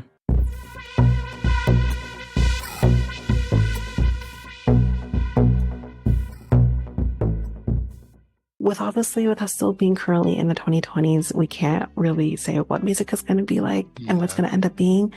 But the one thing that we can say about the 2020s is kind of what maybe music could be looking like from now in the past into the future, is kind of the emergence of the hybrid genres. So, we could be kind of seeing like the blending of genres, creating unique sounds. This could include combinations like electro funk, neo soul with EDM elements, or even more experimental fusions like classical and trap music. Kind of also with the characteristics of the 2020s too, we could be kind of moving away from drops and hooks that was relevant in the 2010s. Instead, more of the kind of aesthetic mood and vibrant. 2020s also saw the more use of the analog instruments like acoustic guitars, electric guitars, bass guitars, drum kits, and electronic keyboards than electronic sound. So that's what we could see from 2020s, but that's... I think music is more like, experimental now in the 2020s. It is. So like, from 2010s to the 2020s, even musicians are a lot more independent nowadays. So, to create their own music instead of just depending on a major label, like a lot of the artists did back in I would say the 2000s, the 90s, 80s, the 70s, and the 60s, and even the 50s. So, I agree with you that music it's more is what you just said again, more hybrid, experimental, and hybrid genres. But we still have a ways to go in the 2020s. So hopefully we'll have a better idea towards the end of kind of what the 2020s look like. But yeah, we're done going through the decades. We just went through math of 70 years of music. So that's a lot of music, and but we are going to go into more in-depth look into hip-hop with the guest like we mentioned. We'll introduce him once we get there, but we will kind of go into that. This is going to be a pretty long episode, but we're going to go into that.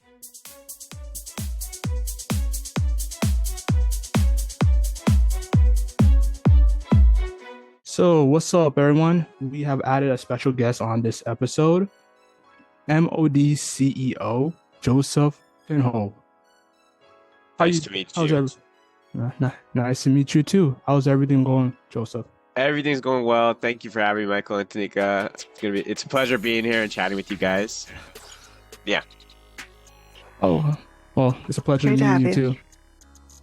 So basically, we're going to be talking about the hip hop side of this music evolution episode, as well as the business side of hip hop and music. So Tanyka, you want to take over for a bit?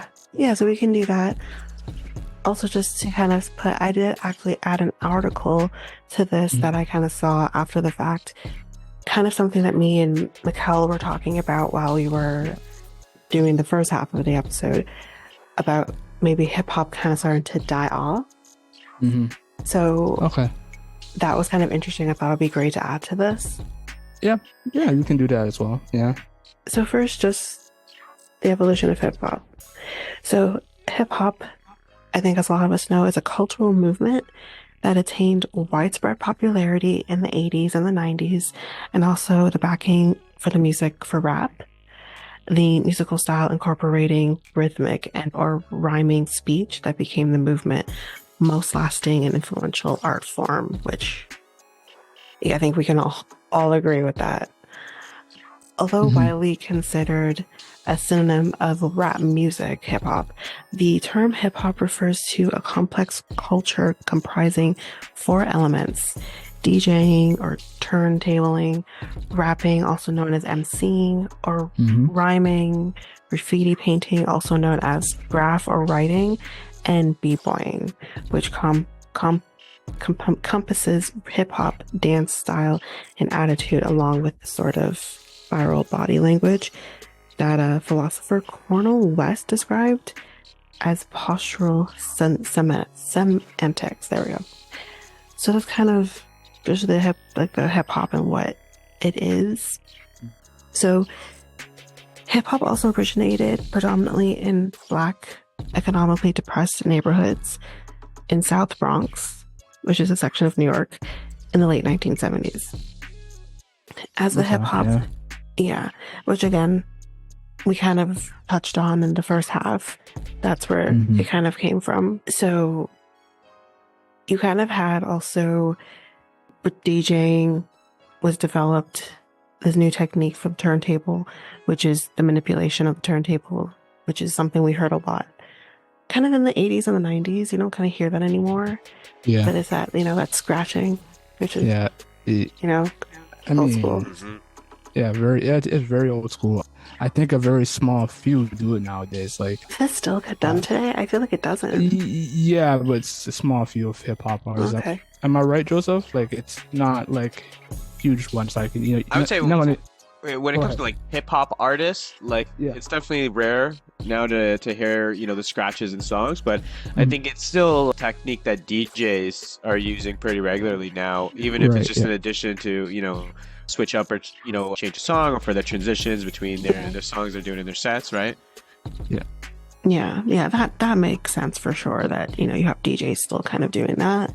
But you just I just feel like, especially because I feel hip hop / like rap has kind of evolved into what it is today, which we'll talk about a little bit. You just don't hear that as much in songs nowadays. In songs. But if you're going to like a DJ set, then you'll hear it there for sure. You also had needle dropping, which was created by Grandmaster Flash, which was a prolonged short drum breaks by playing 2 copies of a record simultaneously and moving the needle on one turntable back to the start of the break while the other played.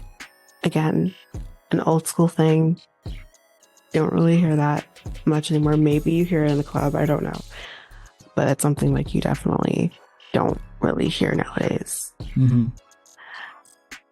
So with rap in particular, it kind of started with this person. It was a song, Sugar Hill Gang song called Rapper's Delight in 1979. Yeah. On the independent African-American owned label Sugar Hill. So it's kind of like their own thing. And the song blew up, which is, within weeks of its release, it had become a chart-topping phenomenon and given its name to a new genre of pop music. The major pioneers of rapping were Grandmaster Flash and the Furious Five, Curtis Blow, and the Cold Crush Brothers, whose Grandmaster Kaz is controversially considered by some of the true author of some of the strongest lyrics in the Rapper's Delight. So that's kind of where rap kind of started. In the mid 1980s, the next wave of rappers, the new school, they called them back then, came to prominence. At the forefront was Run DMC, which we talked about, a trio of middle-class African Americans who fused rap with hard rock, defined a new style of hip dress, and brought rap to a mainstream audience. Run DMC recorded for Profile, one of the several new labels that took advantage of the growing market for rap music. You also had Def Jam, which featured like LL Cool J, which was rap's first romantic superstar. Move aside, Drake. Because Drake kind of did that initially. I don't know if he still does that anymore, but initially he did. We mean like the romantic? You know, like, I remember you complaining about Drake because he was too quote unquote romantic or like too like lovey in his songs. That's what that means. Yeah. And that's kind of what LL Cool J was. Yeah, obviously he's not really that. He was into R&B stuff. Yeah, like Mama Said Knock You Out was kind of was one in a few, but he was more of like romantic type. We had the Beastie Boys, which was a white trio who went into rap music, which was, We also had Public Enemy, was another one who invested rap with radical black political ideology. Yes. Yep. On the social consciousness of Grandmaster Flash and the Furious Five's The Message, which was 1982. So that's what they kind of were around doing, which, yes. So rap's classical period, which was from 79 to 93, also included significant contributions from De La Soul. I don't know if I know them. Does anyone know who they are? Yeah, I've heard of them. Yes. They're old school. They're good group. They're old school, okay. They're really old school. Who debuted an album called Tommy Boy, 3 Feet High and Rising, which is in 89. Yeah, 3 Feet High and Rising is the name of the album. It was in 98. Oh, I thought it was the name of the group. I never heard No, that's the album. That's the album. You also have female rappers such as Queen Latifah, Salt and Pepper, who offered an alternative to rap's predominantly male and often misogynistic viewpoint. Yeah. Absolutely. Did it say don't call what she said, don't call me a bitch, something like that. Something like that, yeah. It was another lyric after that, but Yeah. I mean, you're still dealing with that now. I mean, I remember like kind of leaning on to a song that you had mentioned in a previous episode, WAP. When that came out, there were men who were like, oh my God, like, don't talk about that. It's like, but it's okay for you guys to do the exact same thing? Yeah, why can't we talk about it? The Megan Stallion Cardi B song? When Fire 120. Yeah. That's, I don't know. Like, it's okay for you guys to do it, men, but it's like not okay for women to talk about our own anatomies. Like, come on. How do you feel about that, Joesph? About the WAP song that came back or debuted in 2020? Well, I think it's just in general the music, right? It's become more and more kind of free speech, right? So that's especially with hip hop, right, and rap. That's where it all started, right? Is a social commentary, right? Poetry that's social commentary, and that's really where the rappers in like the 80s, were focusing on, right? And I think it's evolved, in a lot of different ways, and there's a lot more freedom in like the lyrics and the type of sounds that are popular in like in music in general too, right? So I think it just goes to show kind of like the type of society we have now is very free thinking, right? It's very open, and it's less boundaries, you could say, like not in a bad way, but like less restrictions, you could say, right? In what kind of music we can release, right? So it's interesting, like hearing songs like WAP come out that would not ever like, you would never hear that on the radio, right? Like when music was really, 30 years ago, 40, 50 years ago, right? So I just think it goes to show how like music has evolved so much, right? And it really shows even how society has kind of changed and evolved too, because like music is definitely like, history being written in the moment, right? You can really get a sense of, what society and people care about and what they from what they listen to at that time, right?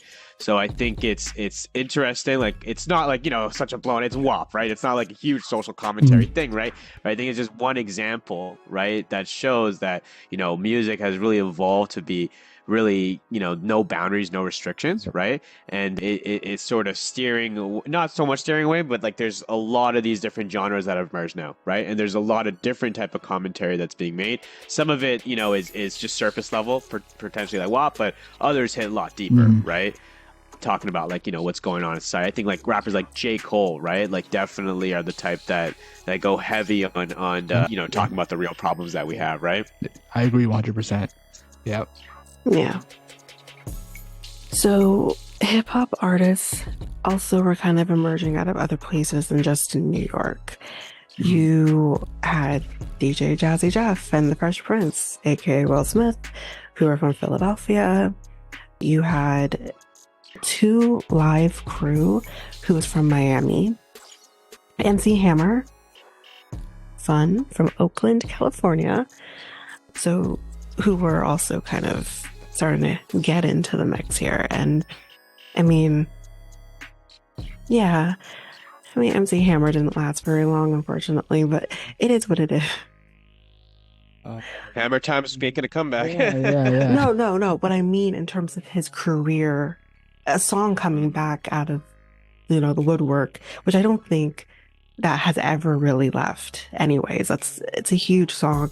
I don't think that has ever not been a part of people's zeitgeist, that's always been a part of music. I just mean about his career from start to finish. Like, unless he's coming back, like his career didn't last long. Didn't he have another song too? He did have another song, but it just didn't make the same waves as Hammer Time did. But yes, he did have another song. You can't touch this. That's the same song. Yeah. That's the same Is song. it? Is it? Yes, same song. He did have another song, from my understanding. He tried to have another hit. It just didn't make the same waves as that one did.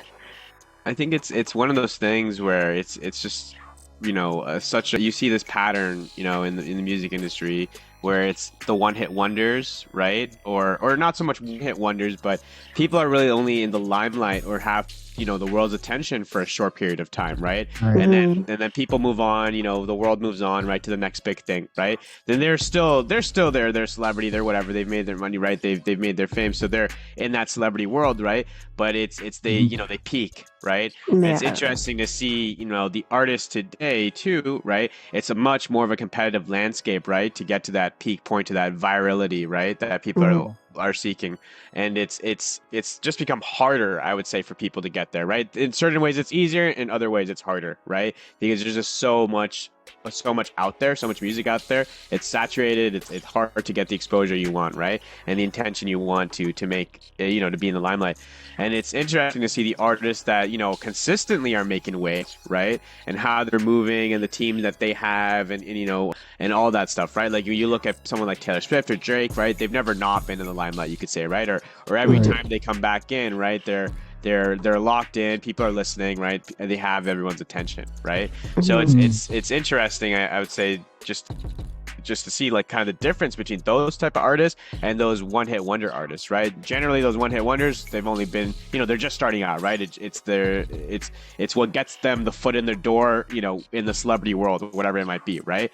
But those ones that are consistently making waves, they found, the strategies or whatever works for them, right? Or they have the right team involved that it lets them have that next step and the next step and the next step, right? And continue to be in the spotlight, right? So I think that's something that potentially those artists in the past didn't have. It's also a whole kind of different ball game for artists today than it was in the past, right? About what works and what grabs people's attention, right? So it's interesting to think about that. Yeah, and I think again, like a lot of the one-hit wonders, I wouldn't necessarily say they're just quote-unquote starting out, but they've been really trying to get their foot in the door, and they just have this one thing that finally works. But then it's hard to keep that momentum going. Yeah. Because all of these artists, like who like Joesph just said, like Taylor Swift, Drake, they all have that potential to just be one-hit wonders and not go any further. But they have to get this drive, this momentum, this something, whatever it is, to keep going past that one hit. That the percentage of people who come out with one hits and are able to make it work, the people who can then make it work past that, that percentage is low. Like half of the people that we see are coming out with music past that one hit. It's the amount of people we don't see is incredible because they just can't make it. Go ahead, Joesph.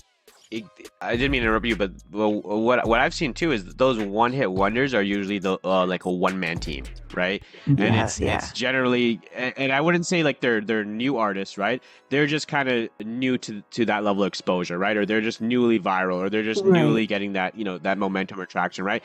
And it's usually those one or two people teams, right? Those independent artists that are doing it all themselves, right? Those artists that are consistently making the waves, right? They have generally a team, or I'm not saying it's a label, right? But they have either a manager or some sort of team in place, and they have some sort of strategy on how to kind of attack the industry, right? That those one-hit wonders don't generally have. I feel like the one-hit wonders, a lot of times it's luck, right? It's a little bit of luck and opportunity and all that mixed in, right? But I feel like those that are making waves, right? They've really planned it out, right? And they know how they're gonna, they have that plan in place in order to get there, right? Like if you look at someone like Lil Nas X is a great example of that, right? His one-hit wonder song, well, not one-hit wonder, right? But the one that started him off, right, was Old Town Road, right? And I think it was what happened was, and really what got big with that one is because he made a rap song into a country song and then featured it with Billy Ray Cyrus, right? Yeah. What people don't know is that he's made versions of that song in almost all the genres, and he's featured them with a lot of different other artists way before that song was released or got big. So he was experimenting. He was putting it out there, and he was playing with the same song remixed in different versions, and they'd be played on playlists, so he'd be getting streams because he found out that the streams counted towards like plays, right, or a CD sold and numbers, right, on billboards. So just having different, and even if it's a different version or a remix version of the same song, it counts towards the original, right? So he found, he learned about those sort of loopholes, and he built a strategy around it where he went hard and heavy on doing the remix on the one song he knew was his hit, right? And then, finally he got to a version of it that really went off the wall, right? And then he started doing similar strategy, right, with all the songs that he did moving forward that also became hits, right? He started doing a lot of features and remixes with all those additional songs, and that strategy worked really well for him, right? So it really is, it's the difference between the one-hit wonders and the ones that actually make waves and are consistent, right, is whether they have that plan in place, whether they have a strategy, that is going to work too, right? That is kind of cognizant to like the factors at play, right, at this moment, right? Because things change so often within streaming, within music, right? So I think that is sort of that difference, right? Is those artists that have a plan, that have a team, that really aren't just putting it out there and hoping for the best, and are able to capture that moments of virality, right?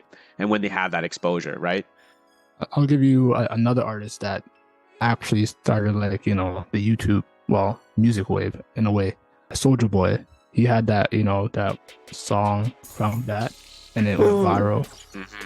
And then he followed up with, I believe was it bitch, yeah. And oh then, my gosh. Yeah, that. So go ahead. Soulja Boy is a great example too. Soulja Boy was like the very first viral artist, right? Yeah. And the strategy that he found was the strategy that every modern artist is using these days, that at least get big, is to associate dance, right, with the music. That was his big strategy that worked really well, that you see in all of his songs, right? And even he did similarly where they did remixes, right? They did a cranked out of different versions, or some songs that sound similar. But a lot of his songs that he released right after were like dances, right, moves mixed in with it, right? Yeah. And that was like a precursor to TikTok, and all the different the platforms today, right? And how a lot of to the point where I think even at like the Grammys and things like that, they're trying to open up like a dance category, right? Because now they've seen that dancing is so ingrained in like hip hop and music, right? Not just hip hop, but music, right?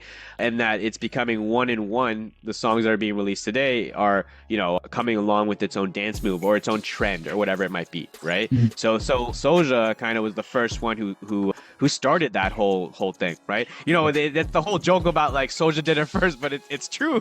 He did. Yeah, I remember seeing that trend on his Twitter page. He said saying that he's the first rapper that did this and did that. Yeah, I mean, it's true. He was the first person to get the iPhone, right? They sent him the iPhone before he was even released and it was around that time, right? And so he was the first rapper with the iPhone. It was a lot of things that he did the first of, right? Yeah. And so he really much is a trendsetter, right? Yeah. He I never really thought of him being the kind of the first who did. Like, I remember him being a part of a movement, but I don't remember him being the first, because there were other songs that were doing that same thing. Yeah. It wasn't just him. But if you maybe can think my of anyone timeline is off. before him, right? Then definitely, but I can't. I remember that chicken noodle dance one. Was that before him or after him? I mean, it was before him, but like that went on radio. But it wasn't just radio, because there was a dance to that. I remember doing that dance with my friends. So technically, he wouldn't have been the first, but he might have been the first to make waves with it in a way that maybe other artists weren't doing. But I definitely don't agree with him being the first one doing it, though, because he technically wasn't. He just kind of picked up on something that worked, because that was a viral song. Maybe viral in a different way, but it was a popular song. I do agree. There are songs out there, like what is it, like YMCA, right? Has a whole, dance to it, right? So there's definitely songs that have come out before that have had dance moves or some sort of thing associated with it, right? But a lot of those songs were never as mainstream or got as big as I would say like Crank Dad did at its time, right?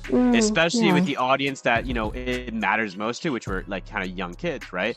I feel like you'd have kids in every class, like even to this day, majority of people who lived at that time know how to, at least they know how to do the Crank Dad kind of dance in some way, right? Or they remember it, right? And the song you just mentioned, I can't remember it, to be honest, right? Really? So I think that is sort of the difference is it was more of a memorable kind of song or in that moment, right, in time. And I think maybe it wasn't the first, but it definitely was a marker that kind of started, right? That trend of using it, right? Yeah.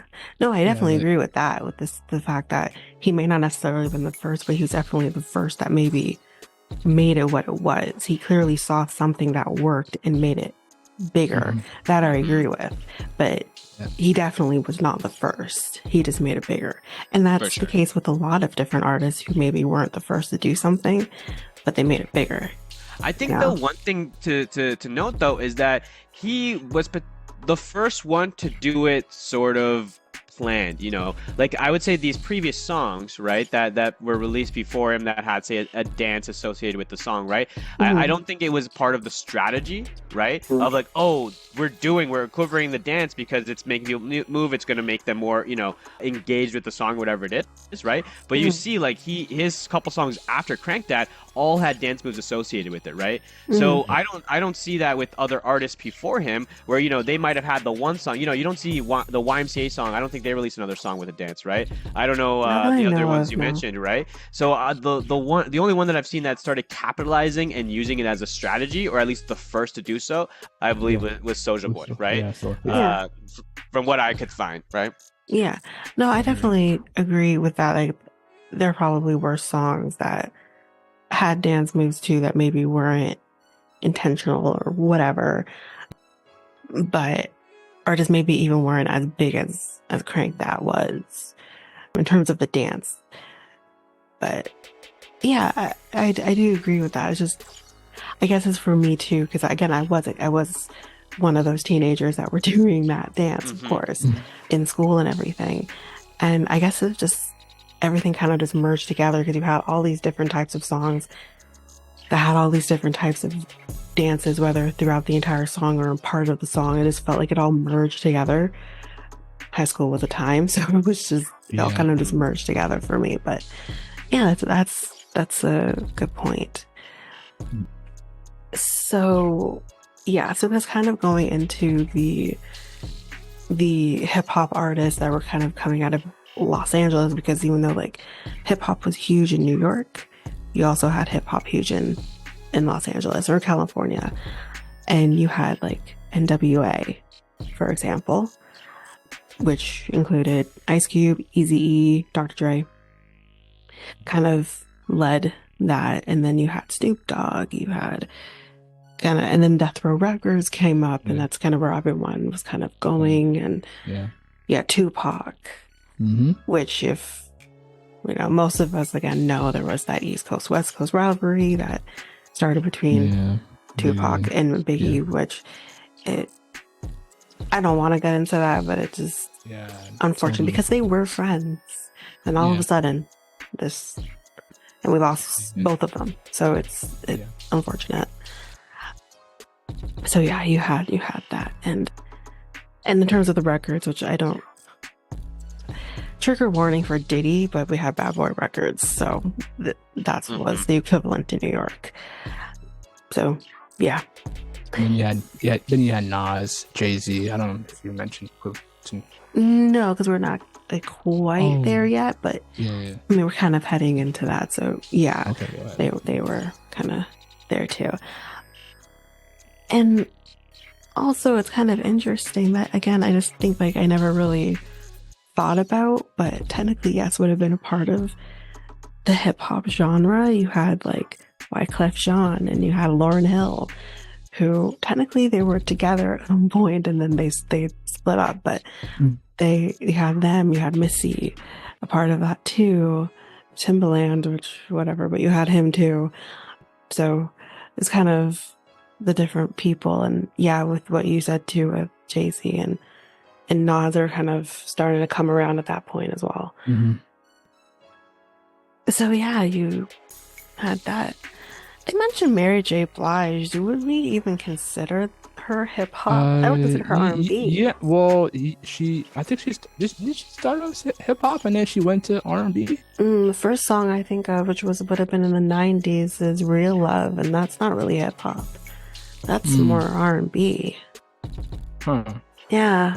I could have sworn she started off hip hop and then she went to. No, she's always been more smoother with her music and stuff. Like Real Love is kind of the only song that maybe has hip hop type beats in it.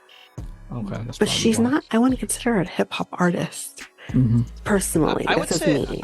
Go ahead. I would know that she probably isn't like per se hip hop when you look at everything, right? But when you look at music that came around that time, I think everything had an element of hip hop in it, right? Because it really was, you know, and I think that's, you could see, you know, generation to generation, right? The music starts sounding sort of the same or has similar elements, right? Because it's what sounds good to the audience of that time, right? So I think, you know, with the emergence of hip hop and it really starting to become mainstream and diversifying around that time, and I think we were talking about the late 90s to 2000s, right? Around that time, right, it started to get more mainstream and started to diversify too, right? You'd hear different versions of hip hop, genre mixing and fusion as well, right? So I definitely feel like a lot of those R&B, soul, like kind of, you know, even reggae artists at that time all started to incorporate elements of hip hop into the sound, into the music, right? And even to this day, it happens all the time, right? Yeah. So yeah, that's why it's hard to put, you know, that under specific genre or you know, label, right? Yeah. And I guess even going alongside with the fact of kind of straddling both worlds, there's also like, again, sorry, trigger warning, but R. Kelly definitely straddled kind of, I guess, both worlds a little bit in some songs. And then they also mentioned Kirk Franklin. Do you remember Kirk Franklin? I feel like Kirk Franklin is one of those people who kind of, for me anyways, gospel. He was a gospel singer. But he had like one song that I know of that I loved.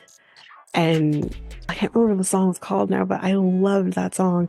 But I can't remember if it kind of had hip hop beats to it or anything. I can't remember. This was a song that kind of was around when I was in high school. But yeah, so it was kind of a person that I'm like, oh, shoot, for Kirk Franklin, I forgot about him. But yeah.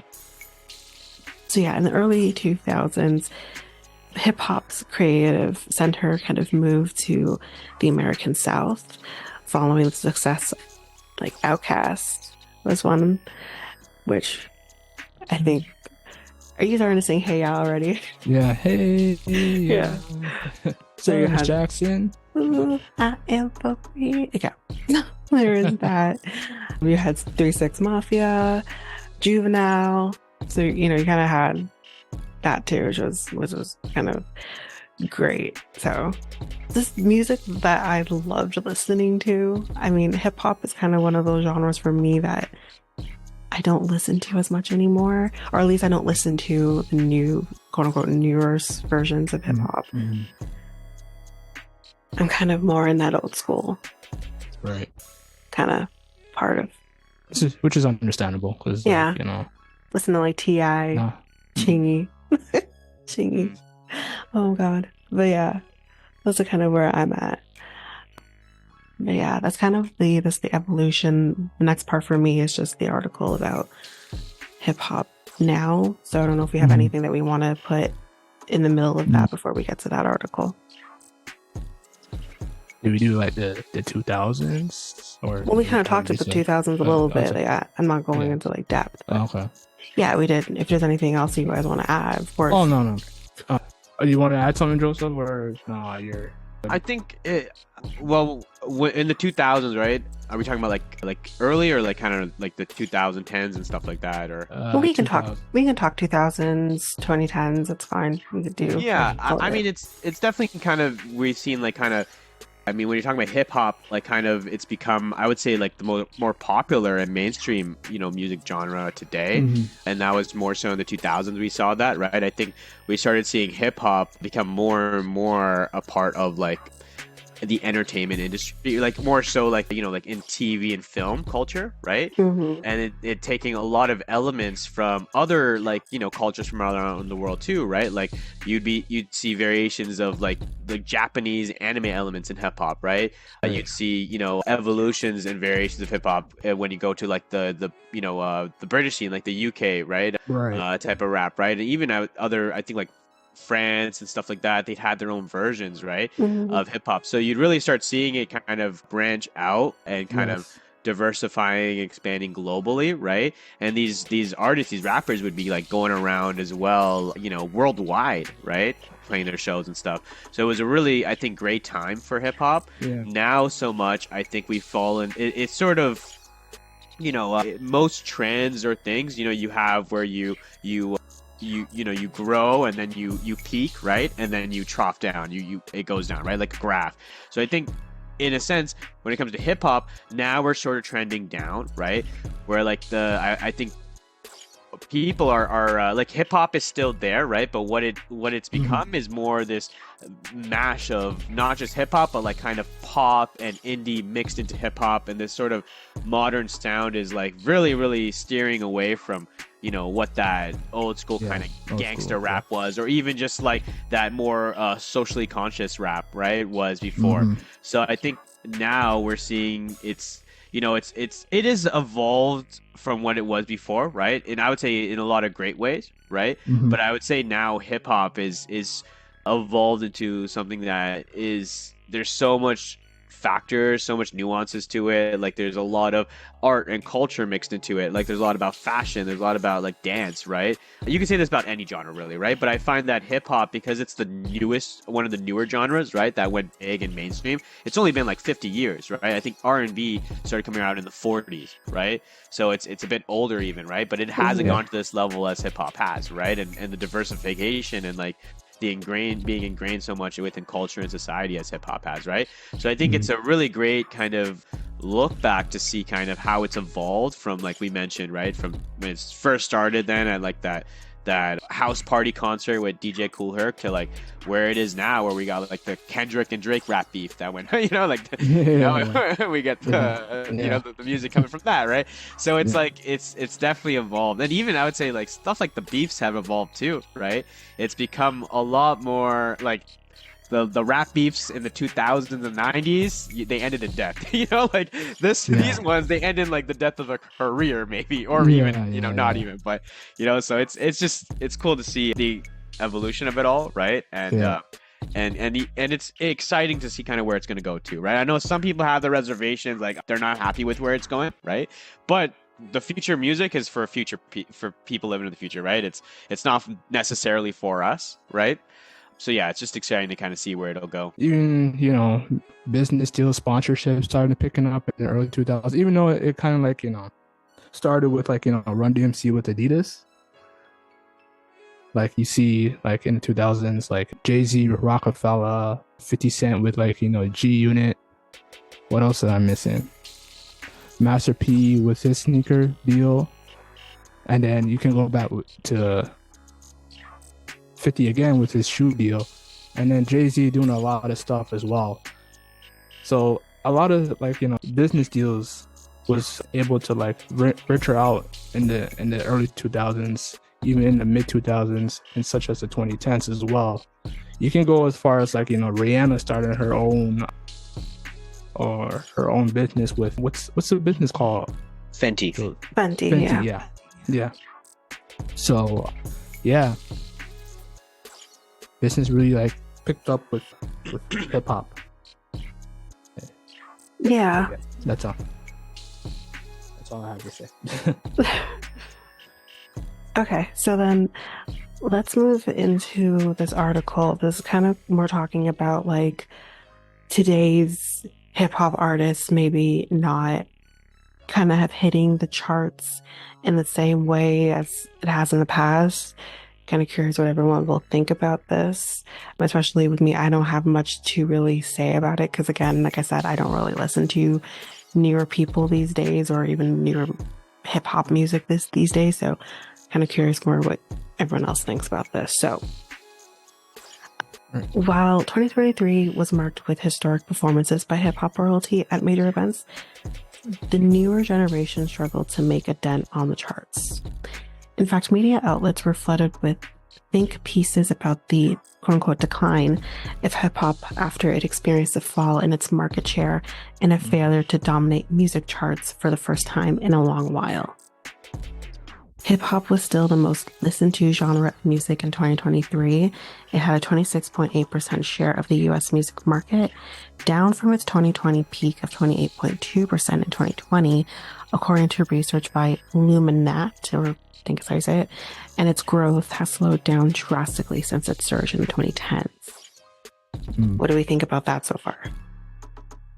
Do you want to go on that, Joesph? Go ahead. So what was the question again? Sorry. What do we think so far about like the fact that the listenership of hip hop has kind of been on a decline? Yeah. With the percentages. You need me to say it again, and you can let me know. So I think it's an interesting topic because it's something that's even now like evolving, right? I think like just kind of to build a comparison, right? It's a different ball game now than it used to be, right? Back, you know, in the times we were talking about before, right? And even the 90s, the 2000s, right? The technology we have today really didn't exist then, right? So in order for an artist to make it or go big, it was just a few options, right? It was either you're signed to a label, right? Or you're not, right?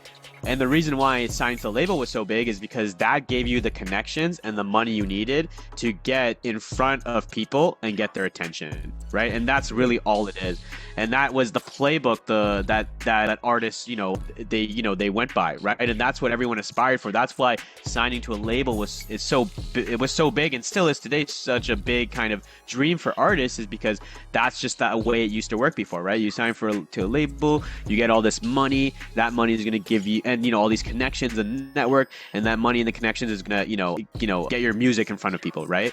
And even back then, for the audience, for the fans, they didn't have a lot of options to consume music, right? All they had was what you see on your TV, what you hear on your radio, and then just newly emerged was what you buy with CDs, right? Mm-hmm. So there was a difference in the strategy of getting people's attention then than it is now. Right now, with the emergence of the internet and all the different platforms that have merged, like YouTube, Spotify, SoundCloud, right? All the different DSPs, streaming platform. There's so much choice that people have now to consume, right? And on top of that, there's just way more artists now too, right? That they now have that dream that they were, they had as a kid, as a child, and they now want to try it out too, right? And in some ways, it's easier for them to start out, right? But it's harder for them to get to that point of getting big because the you could say the market is a little saturated in a lot of artists, right? It's a lot of the similar sounds, right? Because before everything was new, everything was fresh, right? Now you're hearing the same sounds, same things over again. So it's a lot harder to really stand out, right? And if your dream is still to get signed to a label, it's even harder to get their attention because now, before they may have looked at you personally as your personality and your music may not have mattered that much, right? They could, they have their producers, they have their teams that can make you sound great, right? But it's about you, your look, your brand, your person, all that stuff, right? Obviously, talent and having good music matters a lot too, right? But I think now more than ever, it is focused on like the artist, right? One, having great sounding music, but two, having already built up their own brand and their own community and really just showing that they're worth investing the money into, right? So yeah, it's more like before an artist could be at 0 or 10, right? And as soon as they pitch in, the label likes them, they go to 100. Now an artist needs to work from 0 to 10 to 20 to 30 to 40 to 50, even up to like 80 until that label starts noticing them or sees it's worth it to invest in them, right? This isn't the case all the time, right? It's very, obviously you get those ones that are lucky, they have their viral moments that shoot them up to that 50, 60, whatever percent they need, right? But it really is a lot more, it's a harder work. And one of the big factors in all of this is the platforms that artists have to support them, right? And that are paying them out with streaming and all that stuff, right? So when it comes particularly to streaming, right, artists are finding that, and more platforms are coming out that are offering artists like the ability to release their music direct to consumer, so directly to their fans, rather than their fans having to go, on Spotify and have to pay the monthly Spotify subscription, and they'll listen to the music, but the artist is getting paid, in pennies, right? For even a couple thousand streams, right? But those couple thousand people that streamed, right? Now if you go to a platform, the artist is releasing their music on a platform like Even, right? I don't know if you've heard of Even before, but it's basically artists can release their music on there, and then their fans pay what they want. So they'll pay anything from maybe like $1 to upwards to 100 if they wanted to, right? To access the music. So it's going direct to consumer, going directly to your fans, and fans directly supporting the artist, right? So the future is becoming where, the before the artists had to branch out and become like this person that is going to get the attention of everyone, right? But now it's becoming where the artists need to work on how are they going to get the attention of like their small community or their people, right? And it's like creating those smaller tribes around your brand and around who you are as an artist, right? That's sort of the playbook nowadays, as opposed to before it was just kind of, hey, let's put them out there, let's turn them into a celebrity, right? And that sort of strategy is only going to work for like 10 people a year, right? At most, right? But now, you're seeing thousands, of artists coming out that are starting to have these small, maybe it's a couple hundreds, a couple thousand, fans, right? But they're those super fans that they built their community around, and now they're monetizing in different ways, right? So yeah, it's streaming usually isn't the biggest. It's usually through, merchandise or through, shows, right? Or through like we're saying, like those direct to consumer platforms if they're releasing on there, right? Yeah. Yeah, and then the last thing I mentioned is as more and more technology emerges, like with blockchain technology, NFTs, things like that, right? There's more and more ways for artists to monetize than there ever was before, and more ways for fans to support than they ever were before, right? So again, it's a different ball game. I think streaming is starting to kind of die out a little, or at least it's leading to that, right? And what we're going to get in its place is sort of those super fans getting the access to the music first through those direct-to-consumer channels, and then the rest of the world getting it through the streaming channels, right? Yeah, I see more and more artists merchandising nowadays than putting their music on streaming because the don't earn a lot of money on any of Yeah. the platforms such as YouTube, Spotify, or Apple Music. So that's good. That's good because there'll be a lot of fans, complaining that why are you merchandising your items on your website for $100 where we can get it on free for on Apple Music or Spotify. So like support because the artist needs support for their art, right? So so that's basically what I say. Good point, Joesph.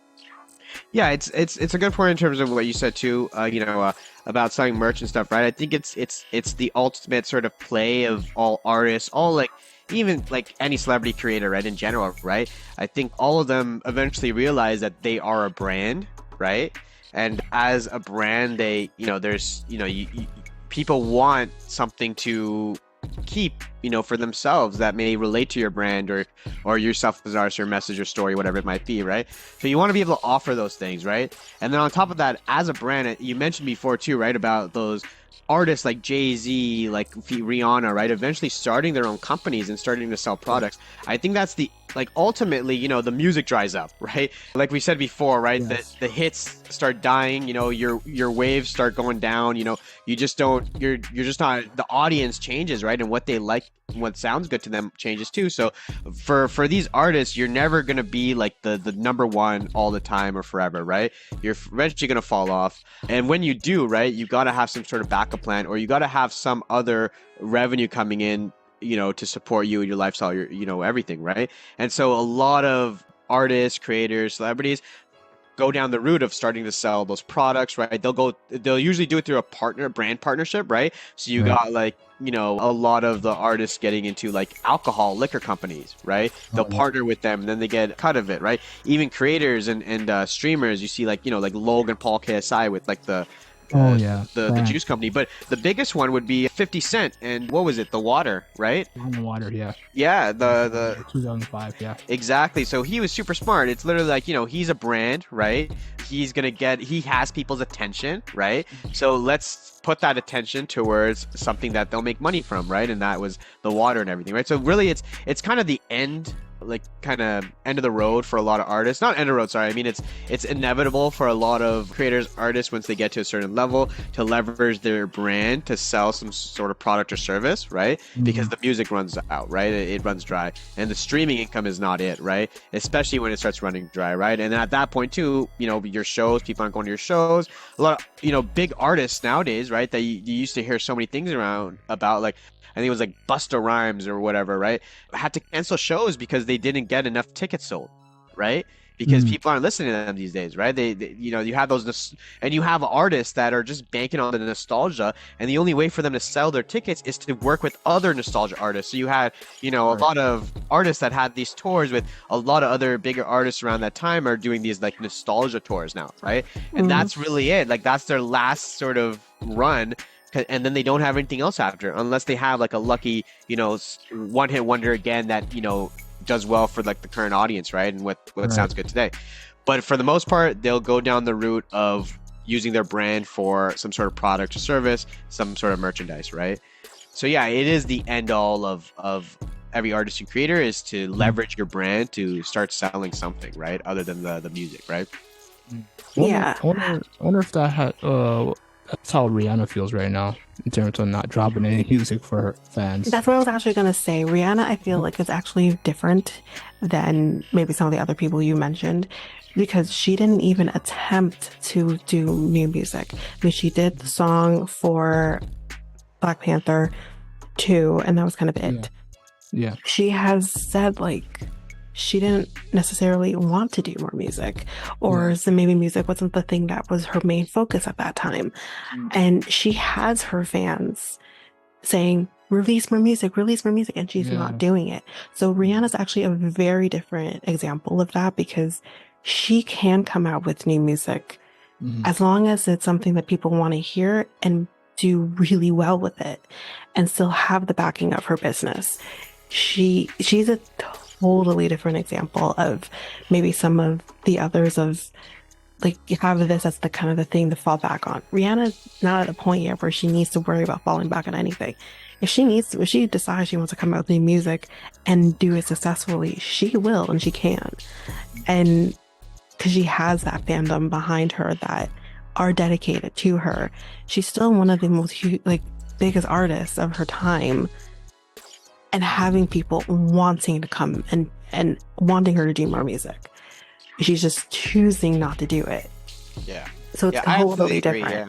I do agree. The one point I would make is that, I wouldn't see like, starting this sort of like, doing merchandise or selling stuff or starting their own brand, like, Fenty and stuff. It's definitely not a fallback, I think, for these artists. I think it's actually the next level, right, in their career, because they earn more, right, than they would as an artist. As a business owner, right, or as a brand partner. So it really isn't a fallback. It's sort of it's the next level that they take, right? And then at that point, if you're making more money doing this, why would you go back to doing that, right? That's really what it is at the end of the day. And it's like it takes less effort. It's you got a whole team doing a lot of stuff for you, right? And so their life, once they get to that point of, their brand is elevated from just music to now being this sort of the brand that does all, not does all, but that is evolve from just being that music brand, right? And then taking on a new, operations in their business, like, selling a merch or product or whatever it might be, right?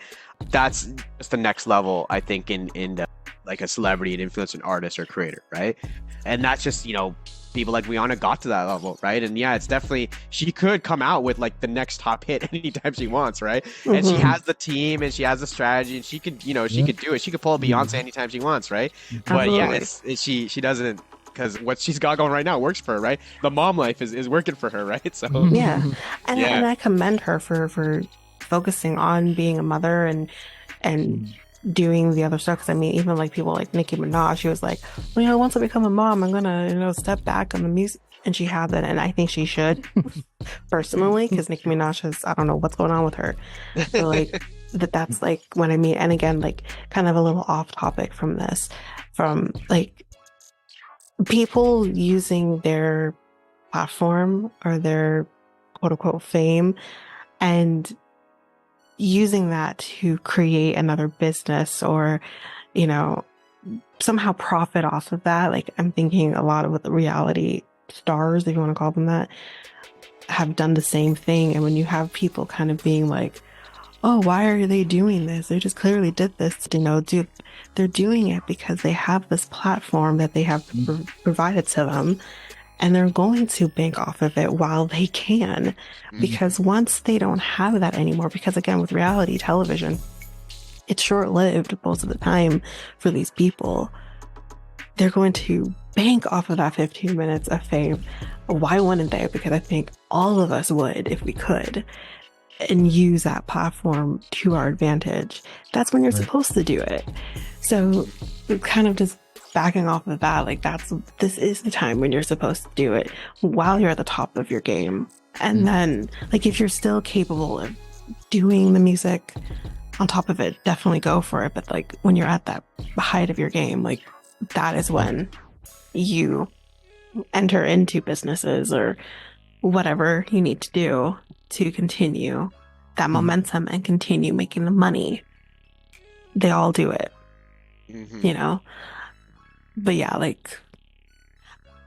but that's kind of where. And I think it's wild when some people are like, they see an artist or creator, whatever, like start releasing merch, but they're starting to, start monetizing in some way, right? And they're like, what? This is, why are you doing this? You're selling out and stuff. And it's like, so you want them to just work for free their entire life, right? Like, I feel like it's, very selfish to think that way. Exactly. In a way, right? It's like, if you understand the way the world works, you understand the way like kind of social media and like celebritydom and entertainment world works nowadays. It's like, eventually it gets to this point. And if you're a true fan, right, you and you want to support, this is the best way to support, right? Because it's like, at least you get something to keep, right, for yourself, and that you could admire and then, build a collection around or whatever it might be, right? Or depending on what the thing is, right? Like it goes up in value too, so it could even be seen as an investment or whatever, right? So it's I think a lot of people that think that way of like they bash it or they just don't understand, right? Are a bit out of touch or too much in their own world, right? And if you don't want to purchase that merchandise, You don't have to. I think, again, we kind of said this similar to this in a different episode. You don't need to put your 2 cents out there about something you don't like. If you don't like it, don't consume it, or don't purchase it, or don't do it. Your 2 cents isn't required. Just don't do it. Because then that could be for someone else who does want to purchase those things, whether it be, musical artists, merchandise, or merchandise with, associated with movies or whatever it is. You don't have to purchase those things if you don't want to. No one's forcing you, So that bothers me sometimes too. But same with me. Yeah. So to continue with this article, I don't think we have much more with it. So they say like the musical gentrification of hip hop, which had seen corporations and big music labels try to profit from its popularity, which we kind of touched on. This has led to a quote unquote dilution of the sound that hip hop appears in all kinds of music, movies, and advertisements, that it has crossed over other genres. So there is not even a clear idea of what hip hop is anymore, which I don't really agree with that. I think it's still clear what hip hop is. I mean, if this particular author of this article doesn't know what hip hop is anymore, then I think that's more of a you problem than you not, because I think it's pretty clear. Yeah, hip hop's going into a different direction.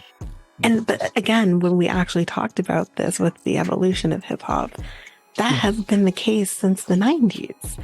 You have had hip hop / rap branch off into different things. And not only that, but other genres of music. Rock and roll is another example. Pop, another example of how it branches off into these different things. Yeah. So not knowing what hip hop is anymore is kind of like actually very, what's the word I'm looking for? Ignorant. Like, it's a very ignorant comment actually to be making.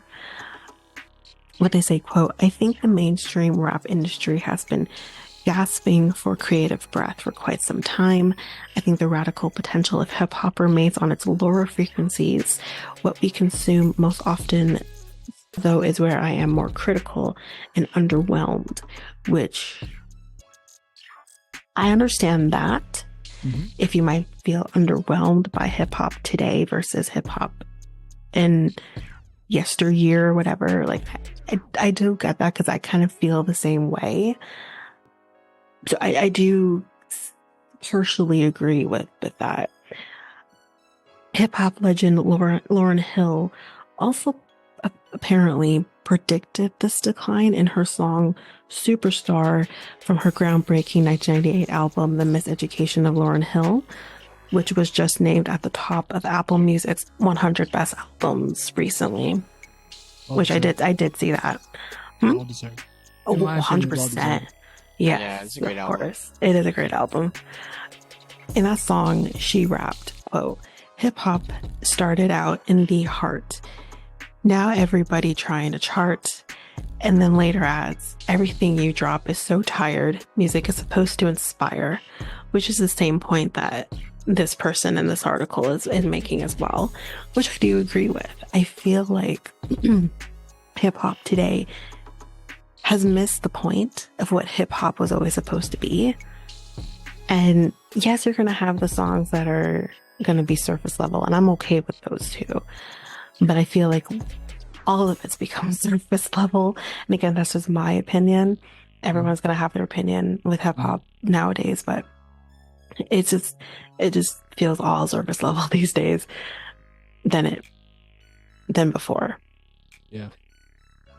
Yeah, so it kind of just goes on to say that hip hop started as a voice for the Black community to highlight racial injustice and equality, and helped put its culture onto a world stage.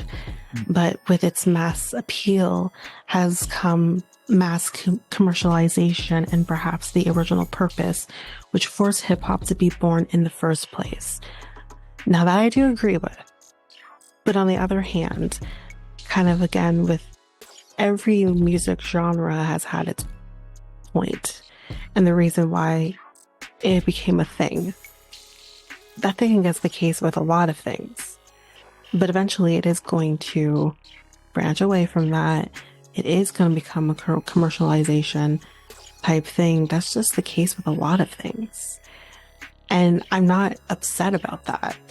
I'm just more upset that the music is just not as good anymore. That's just me. But I'm not upset that it's become more of a commercialized thing. I'm not upset about that. Yeah, I don't know. Yeah. So that's just to be expected. The person continued on to also point out that a litany of bad actors in hip hop who have spoiled its image and authenticity is also in play here too, which maybe I can maybe get that. For some, this most recent rap battle and the deployment, which I think it's particularly talking about Drake and was Kendrick Lamar, right? Was the other person a part of that? Yes. Okay. Yes, it is. Yeah. Yep. And the deployment of very serious allegations of intimate partner violence and sexual predatory behavior as ammunition signal a deeply entrenched and intractable misogyny that has plagued rap music for decades, which I do agree with that. I think throwing things out there when it comes to sexual assaults is problematic. I don't think you should be using that to get your sales up. I think that needs to be addressed in other forms, not in a rap battle. So I do agree with that. And in terms of misogyny, I mean, yes, but misogyny has been unfortunately a part of this which I touched on, for decades. The way to change that is to change the mindset of the men in hip hop. Yeah. That's where that starts. So again, for those people who don't know, like me, I'm just going to read this. So with respect to the rap battle between Drake and Kendrick Lamar, this is where they were kind of throwing out there, I guess, serious allegations of sexual trafficking and abuse. Not okay. And that's why, like, I didn't partake in this. That's why I was also very skeptical with Mikel even bringing this up into the podcast, because I'm not okay with that. I love rap battles and beef just like any other person, but when you start putting in that kind of stuff, I'm not about it.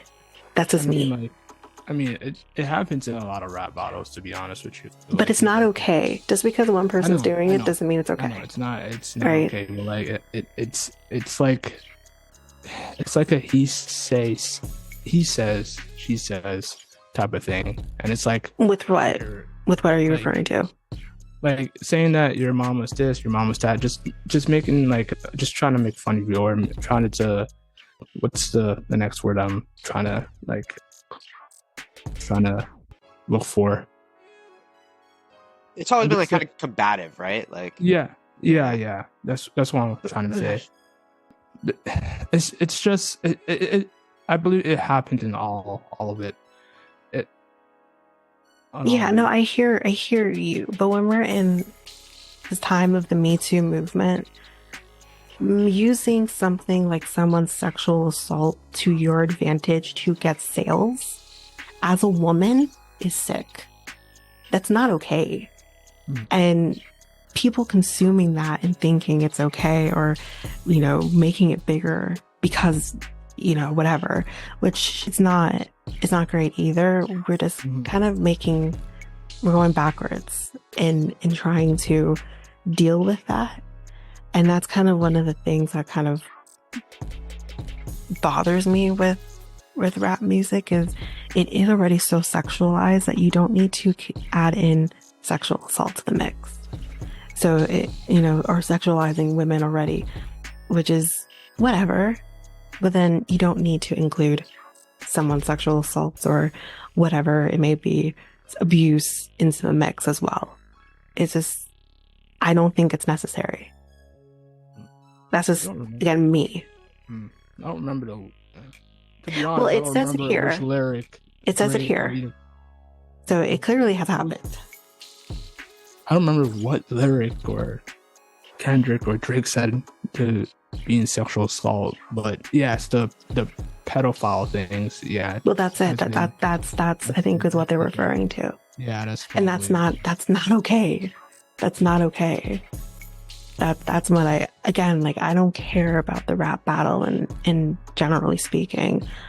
If you're gonna, it's something that has been going on for years and years and years. It is what it is, but you don't need to include those things. That's just how I feel, and I think like it's gross. It's gross. That's just me. I think it's a fair point because it's definitely like it's not necessary, right? And especially if you're not like looking for if you don't want to consume any media like that, right? It can be a bit jarring to just kind of get that out of the blue, right? I think partly too why J. Cole kind of bowed out of the whole beef stuff was because he didn't want to get it to that level, right? Where you're trading shots at that level, right? So I get it. It's like both of them may have taken the shots to a level that might not have been appropriate, right? Yeah. But I would also argue at the same time, music and rap has always been about like free speech and expression, right? And social commentary, and perhaps the way that they said their points wasn't in like maybe in a maybe was taking to putting to light like the actual issues, right? No, sorry, was taking those actual issues lightly, right? But it could also, you could argue that was the right way to say it for it to hit the audience, right? Because if they were to just, not to say it wouldn't, right? But if you were to just like do a tweet or something like that, right? And it was a real, like, say you're really calling someone out, right? For something really vile, like, like things you mentioned, like the assault and the predation and being predator or whatever, right? If it was a tweet, right? If it was just a letter or whatever it might be, I don't think it would have gotten, the attention that both of those songs did, right?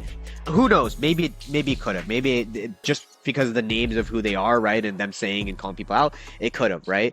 But I think because it was in that form of the music, right? It was easier to get people's attention, and it was, the way they did their lyrics, because, they're catchy songs, you can say, like that's why I think that song, the one where Kendrick calls out, Drake for being a predator or whatever, right? It became like number one, and it got like over 100 million streams or whatever like that. And yes, I understand your point too of like, they'll obviously profit from the streams and the money, and then they're essentially profiting from, from talking about things like that, right?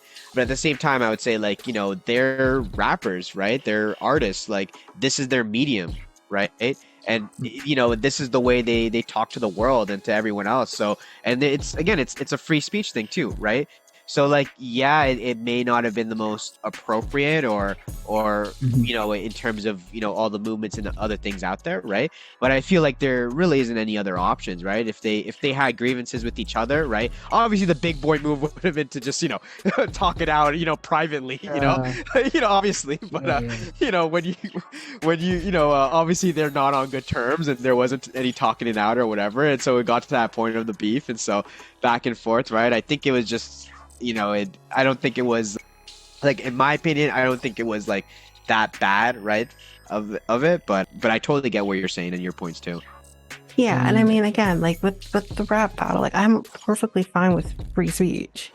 And again, I do want to say that maybe this is me just dampering the whole thing. If you think they didn't talk prior to this, you're a little insane. Of course they did. I do profiting agree, off of their beef, which is definitely not a new thing. Whether they actually are on good terms and they're lying about it, which we've seen before in past, or they really are not on good terms and they're just profiting off of it, which we've also seen that too. But but here's the thing: for us to say it, it's all speculation, right? Who knows if they talked about it? Who knows if it was real beef, right? And there's definitely those beefs and stuff that have started where it was all just marketing ploys. It was all things like that. Yeah. I don't think it is the case. I don't think it is the case here, to be honest. Just because of who each of them are, and they just don't need to do that, right? They just don't need to create a fake beef, to get people's attention. They're at a level where each of them individually could have gone out and done their own marketing, whatever, and released their music and whatever it might be, or done something different, and they would have gotten the same, if not more, attention, right? So I don't think it was one that was just kind of made up. I think it was kind of a real beef or whatever, right? But yeah, it doesn't take away from the fact that a lot of these beefs and things like that are played, are planned out, right? Yeah. And I 100% too, they had people on their own teams that were reviewing the tracks and stuff. So, there was enough times for someone to be like, are you sure you should put that in there? Right. So it was multiple people, different layers of, oversight that went through that, everyone, agreed on, yeah, let's do this. Right. So, yeah. Yeah. And that's my thing. Like, you can include things all you want. It's just, yeah, to accuse someone, which I know there's facts backing, calling him a predator is just, think of the person that he was preying on. Like, it's just, that's my main thing. It's again, you can say things without going there. And personally, you could just, whether you decide you want to tweet it or whatever, or talk about it, whatever, you could just leave it alone. That's how I feel. Because when you have people like R. Kelly, where things like that was being done and nothing was being done, and look at the damage he caused. It's just not okay. That's just me. I think, like, you can do your thing without bringing that in there, because all it does is just dampen the genre and dampen the music. And that's why some white people have issue with hip hop and rap, because stuff like that. And it's like, but there's more to it than just that, but that's all you're focused on. This doesn't help that. I would argue, though, just, one thing is that, I think it is important to talk about those things and to bring them up every now and then. At least maybe even callbacks that should continue happening, because if you don't talk about it, right, you forget about it. Right. And so you forget about what these people have potentially done, whether proven or not proven, convicted or unconvicted. Right. It's like people don't talk anymore about, what's his name? The one guy who called for like Tupac to die and stuff, that went to jail. I forget his name. Can't remember. I know what you're talking about. Yeah, but I think you know what I'm talking about, right? Okay. But Suge Knight, right? People don't talk about Suge Knight a part of Tupac?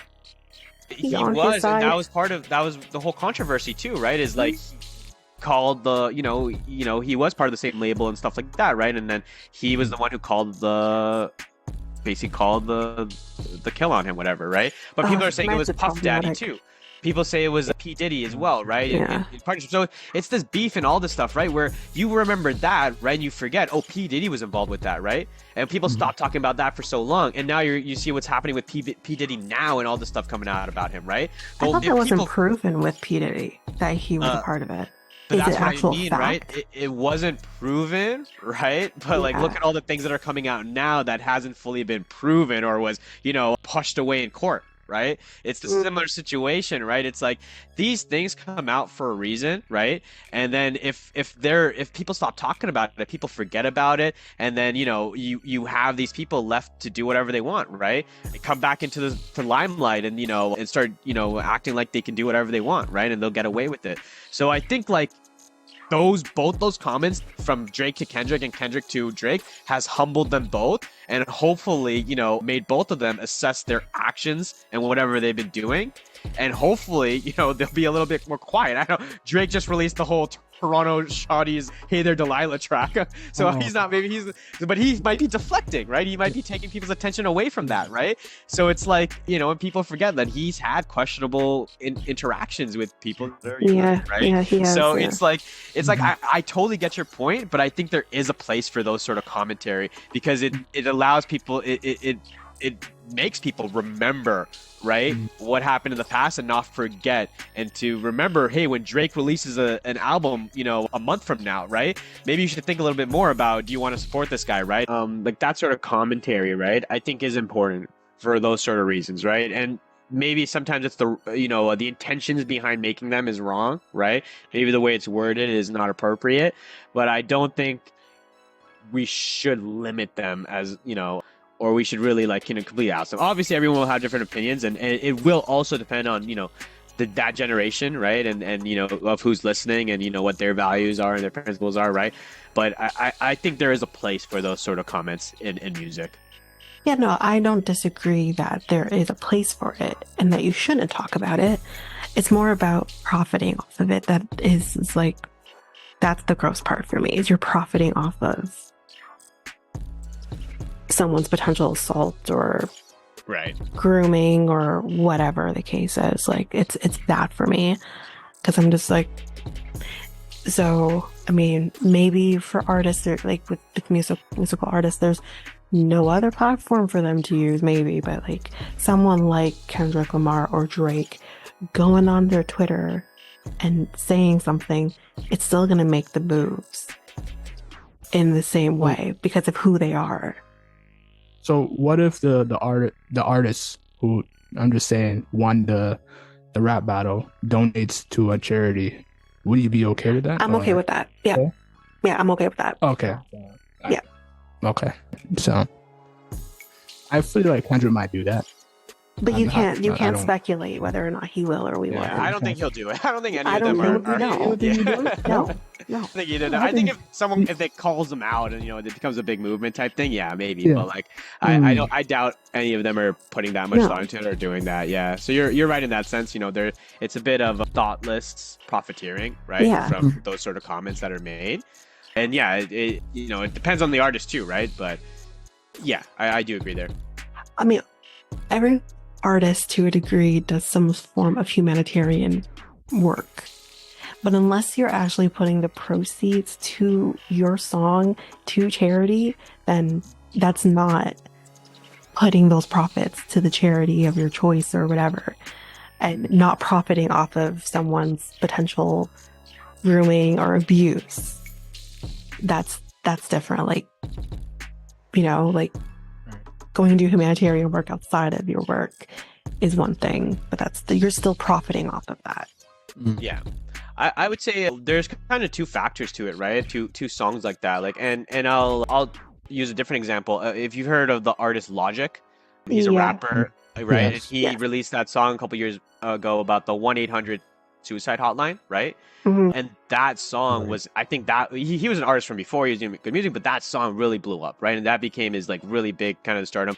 He started a whole movement trend and everything, right? And I'm pretty sure he donated a lot of the money from that song to like the hotline, to charities and stuff like that, right? And that's but like great. that song itself was great to bring attention to that movement, to the message, to the hotline and all that stuff, right?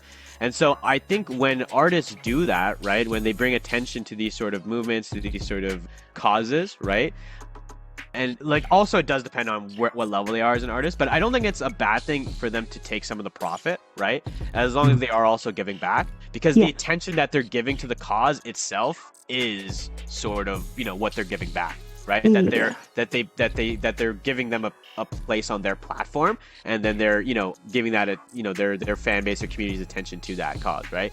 So I think that itself is it depends on the level of the artist, right? Obviously, right? But I think that does justify them profiting from that too, right? Because and especially if it's a bigger artist, right? There's always sunk costs, right, to everything. There's the cost to market it, there's all to make the video, all that stuff, right? So those need to be paid back, right? So there needs to be that default return, right, that the artist should get, right? But hopefully they are also giving back monetarily, right, from what is made, so that the people giving their attention know that the giving their attention is also paying back, right, to that cause. Yeah, but I'm pretty sure Logic did that, so he was a great example of doing that right. Yeah, and that's what I agree with, like doing something like that, and definitely like even if like I'm assuming it was Kendrick Lamar that made the predatory comments, even if he did partially profit off of that, but still donated part of the proceeds to charity or whatever, I'm fine with that too. But it's just like you're throwing something out there and profiting off of it. Like, I don't give a shit about Drake's uncomfortability with the comments. It's about the people that he potentially groomed or was abusing or whatever. Like, that's where I have the issue. It's not about Drake. I don't give a shit. Be uncomfortable, but it's more about the women or the girls that he was involving himself with as a grown-ass man. So, yeah. No, I do get that, yeah. Yeah. Understandable. Yeah. All right, well, I mean, I don't have anything else to add. No. Okay. Well, thank you, Joesph, for coming on to this episode. I'd like to invite you to more episodes in the near future. So yeah, absolutely. Yeah, Mikel and Tanyka, it's been a pleasure. It was a really fun conversation. I think we touched on a lot of different points. It was just fun to talk about and to kind of go down that rabbit hole, right? But I'd love to come on anytime in the future too. Have more of these. So thanks again. Absolutely. No problem. So this ends this episode of the Next Tape Podcast. The Next Tape Podcast is available on all podcast platforms. We also have a website called solo.to/Next Tape Podcast. Tanyka, where else are we at? We are on Facebook and Instagram at Next Take Podcast and Twitter and TikTok at Next Take Pod. You can contact us on our email at mikeltanyka@gmail.com. That is mikeltanyka@gmail.com. So, we talked about the music evolution. Music evolution from 1950 to today. Yeah, pretty much. So, interesting. A lot of interesting stuff on this episode that you guys will enjoy. So, that's pretty much it. Yeah. Joesph, do you have anything to just the plug or anything? Yeah, sure. So with our company Mod, it stands for Merch on Demand. We're helping artists, creators, influencers, brands with all things merchandise, e-commerce related. So we set them up with their own branded merch e-commerce space. And a really cool thing we're doing is we're introducing fan art licensing. So we're letting fans that create fan art license it directly with the creators to then sell on official merchandise on their stores. So, we're open to working with artists, creators, brands of any level really, and helping them bring their merch dreams and ideas to life. Okay. You guys go check that out. So check it out at modinc.ca. Okay. Yeah. Check it out. Click on it. I will put it in the description. Yeah. For you guys to, check it out and just, look at it. So perfect. Thanks. No problem. So I'm Mikel and I'm Tanyka. And also Joesph. and we're out. Okay. Bye. Bye.